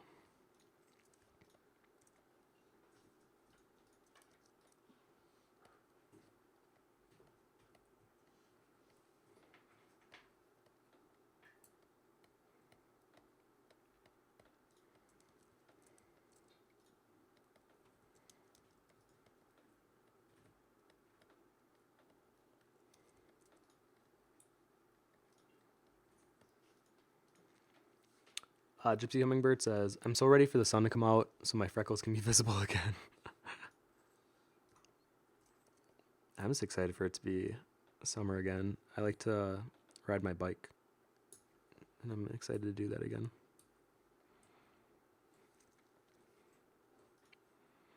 But every now and then, I'm also one of those people who will just go lay in the sun for like an hour. So even though I'm like a worker of the night, I definitely feel like a child of the sun.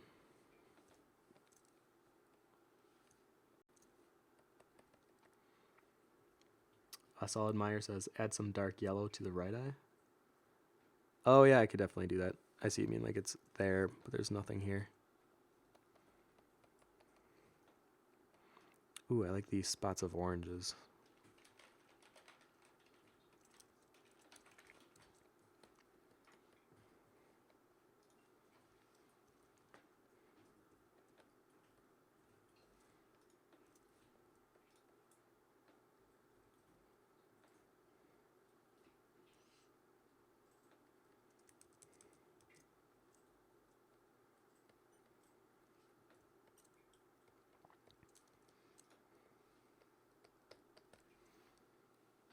You can see what that layer looks like on before and after.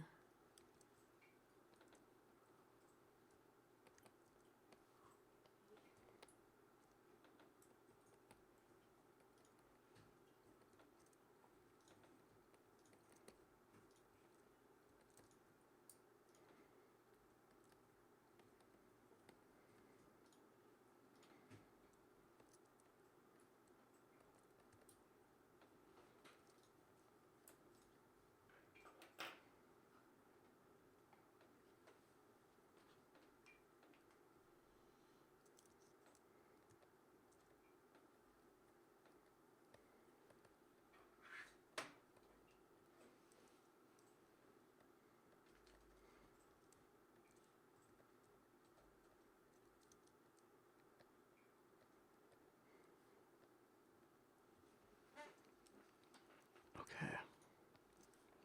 This side's a little more purple too.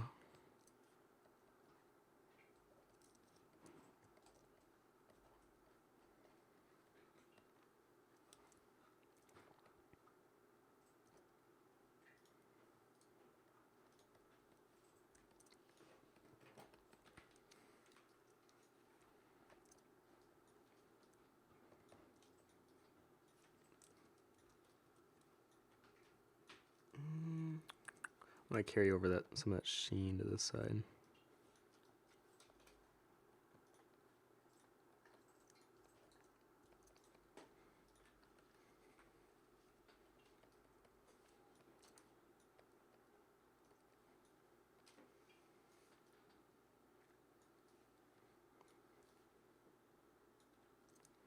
You know what? I think you are right about that right eye too. It needs more that pop of yellow.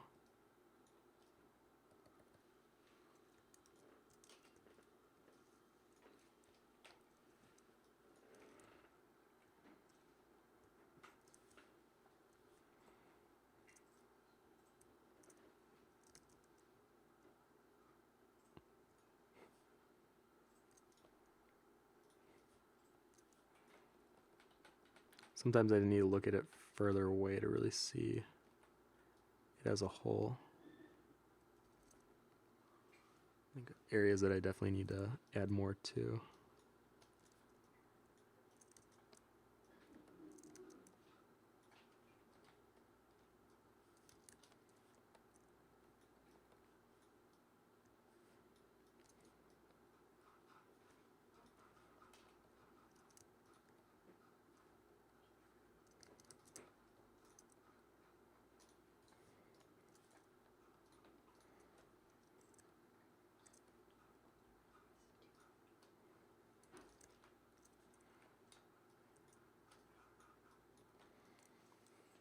There.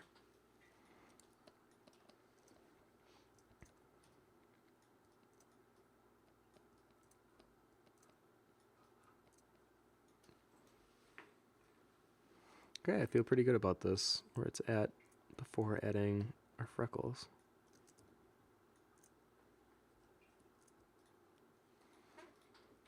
Oh, you know what? I'll also carry down that one piece of hair.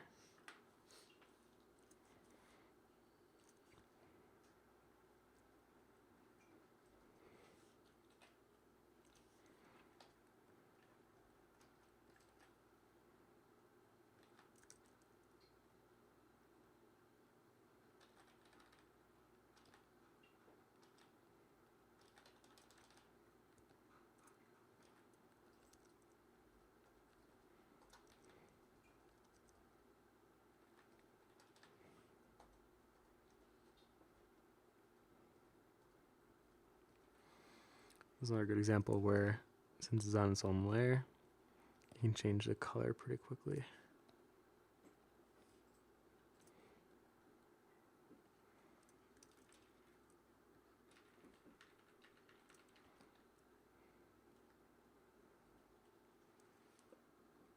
Like that.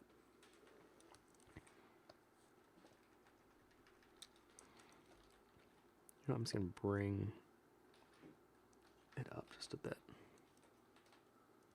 A bit too much.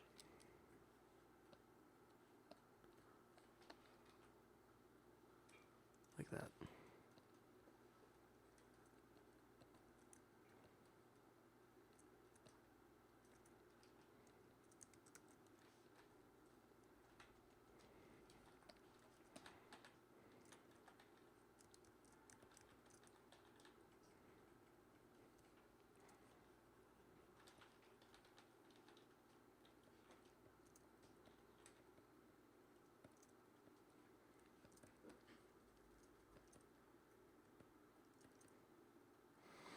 I'm also going to give some of the horizontal lines on her forehead. Forehead's just a bit too clean. Like you can see some of the, it's not like heavy wrinkling by any means, but it's enough where I want to add some of that texture.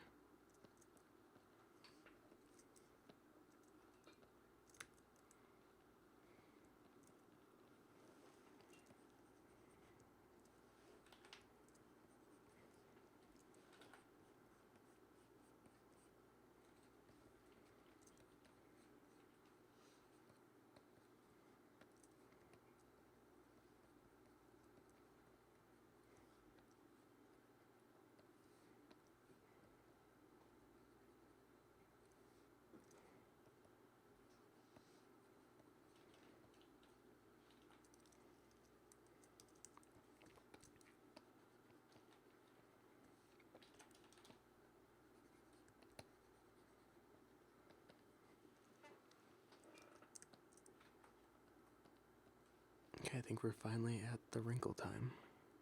Or the freckle time. Freckle time, sorry. Freckle time.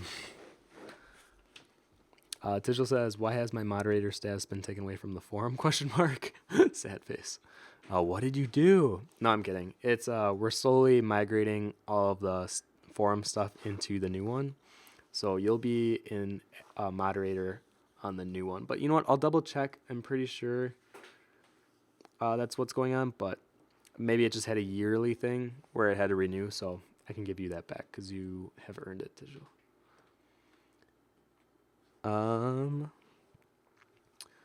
Solid Memer says, There's a weird dark spot on her lip too. You're talking about the lower part? It's a bit darker than the image, I guess. Let me go ahead and like that. Maybe that was the one you were talking about. Hopefully.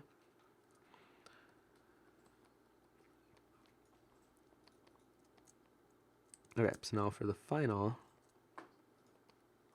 once again, freckle time. So I'm gonna make a new. Let me before we do that, let's go ahead and show you all the layers that we've had. So first was laying it out. Second was kind of refining, but still blocked out. Third was really trying to capture the edges on the forms that we're creating. Third was more or less cleaning it up. And then that's when we get into the individual facial features. And then her little strand of hair that's coming down wants a little bit of attention.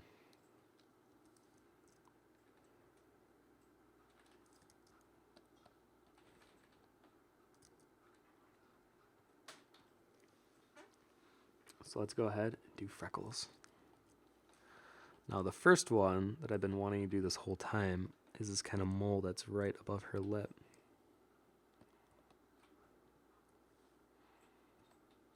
It's a great placement.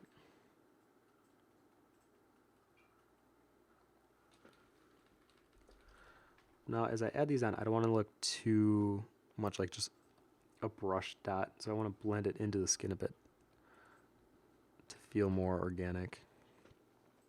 And for her different freckles, I'm going to color pick from them because not all freckles are the same tint or tone or shade. So I want to make sure I'm adding some of that variety.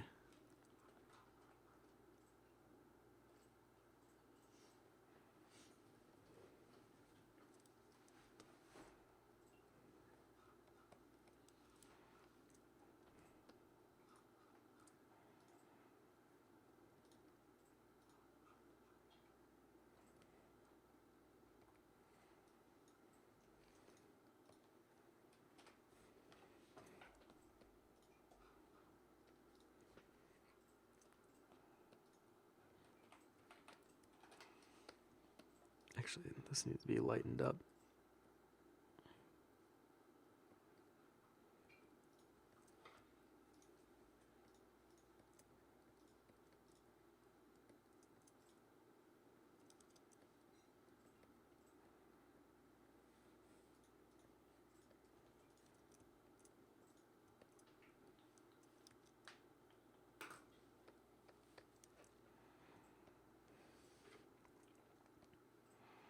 Okay, then on to her lovely nose here.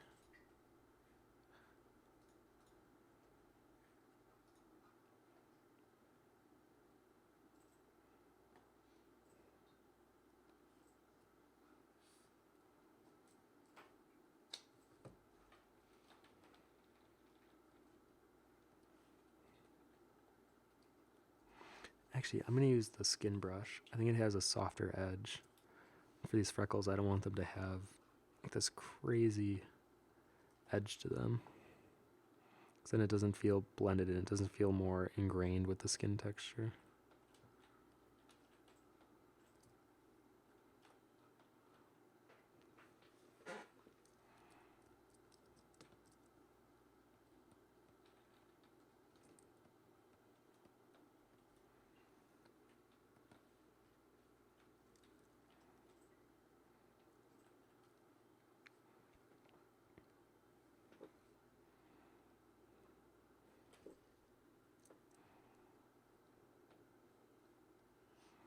You can tell sometimes when I eyedropper tool some of the freckles, it's more of like a purple. It's not quite as brown looking.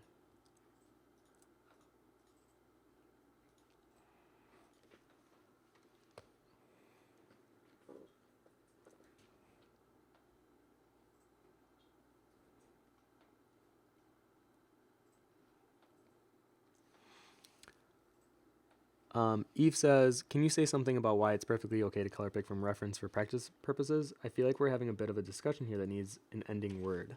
Oh, are you really? For me, this wasn't really a practice on color. It was very much more on blending and shading, because I'm still trying to figure out what brushes I'm comfortable with. So that's the main reason I was color picking, because I didn't want to focus on like using my own colors and focusing on what colors I'm picking. But I do think color picking from reference is good, because oftentimes you'll pick colors that you normally wouldn't, or you didn't even realize you could use. So like in this lip, look on the upper lip how there's a lot of oranges and yellows, but maybe normally you wouldn't think that there'd be oranges or yellows in a lip. And I think this almost forces you to really analyze the colors that you're picking while you're working. And in this case, I really liked working with the, I think that's why it stood out to me, the oranges and yellows. But even like see below the brow, there's definitely a tint of yellow and orange there too. And while I don't think it's always great to color pick, well, even like if you're doing your own work, I still think it's important to have some references and to color pick from. Color is one of those things that you'll never feel comfortable with 100%. I feel like you're always experimenting, you're always learning something new. And if color picking can help you progress in your skill level, then I say always do it. For me, I've always learned more when I'm color picking. And even if like I like the color palette that her skin and the shawl is giving me, I could apply that to maybe something else that I'm working on. It doesn't even necessarily have to be a human. It could be like a vehicle car concept, but I'm still pulling from the same color palette. And you see that a lot where people work from palettes that are uh, picked originally from images. So don't think of it as like this big negative thing. But I think if you're doing a realism study, like even this, like, yeah, I like that it how it turned out, but it's still a one for one copy. There's very little creativity. It's more or less a technical achievement rather than a creative achievement. So I think on that level, yeah, I didn't really have anything to do with the colors that were picked here. So I can't take ownership of much except for the way that maybe it was applied. So I can understand why you guys might have a be on the other side of the discussion of color picking, but I think there's a lot of learning and growth that can be had from color picking, so I don't think you should dismiss it either.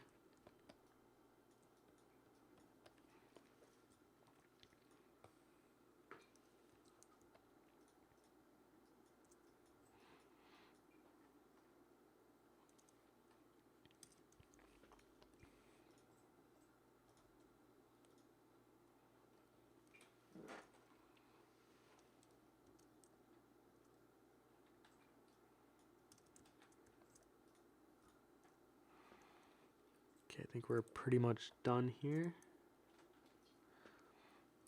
Maybe I'll go in and add just a few little tidbits of a highlight in areas, but I think then we're going to call this one done.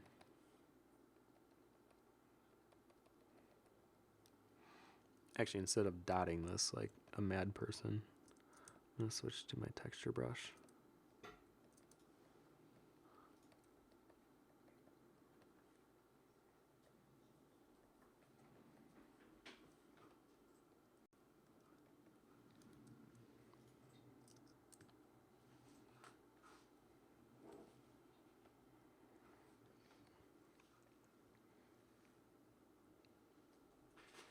Okay, and we're just about coming to the end of the stream, so it kind of worked out perfect. So I know I'm hungry and I have a sub waiting for me.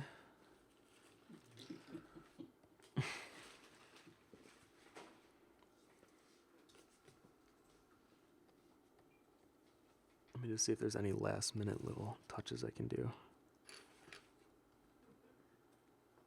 I got what, 1 minute? I got 1 minute. Let's see what we got here. I think I just might add a bit more texture everywhere. I like when you can kind of see the granular, porous look of skin on a face. I don't like when faces look too smooth and shiny.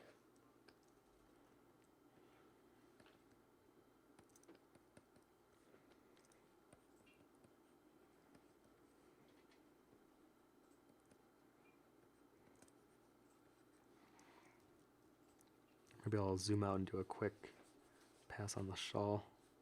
Ugh, minute pass. Here we go.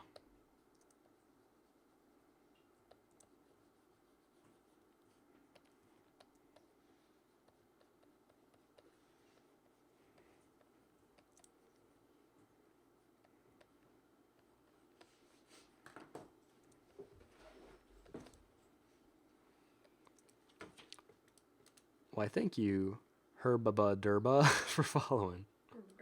Herbaba Derba. So yeah, if you guys have any last minute questions, now would be the time to ask, as I'm going to be cutting this off shortly.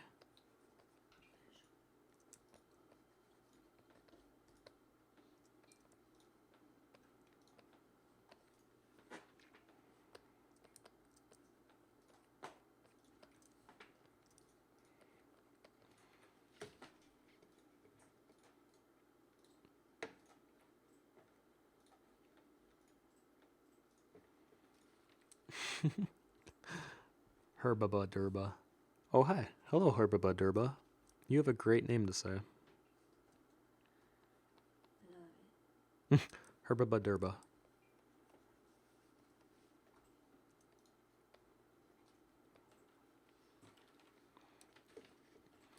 I thank you, Solid Memer, for following.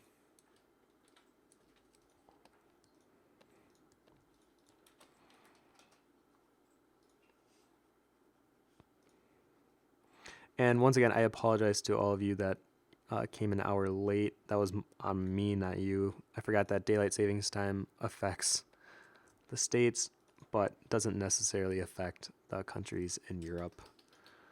I know it's one of those weird things where I don't even know why this exists. Farmers. Time's relative.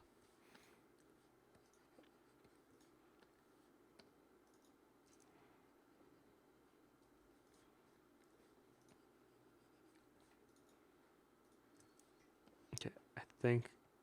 Oh wait, we got 2 questions. You probably already told us a couple of times, but what sandwich will you be getting from Subway?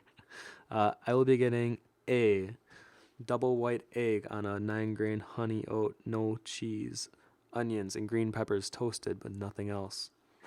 And then all of the veggies in the big containers, which makes no sense to you guys, but pretty much everything but banana peppers and pickles. So that includes lettuce, spinach, tomatoes, onions, green pepper, or no, I said green peppers. And I feel like I'm forgetting one. Tomato, cucumber, Lettuce, spinach, tomato, cucumber, spinach, onion,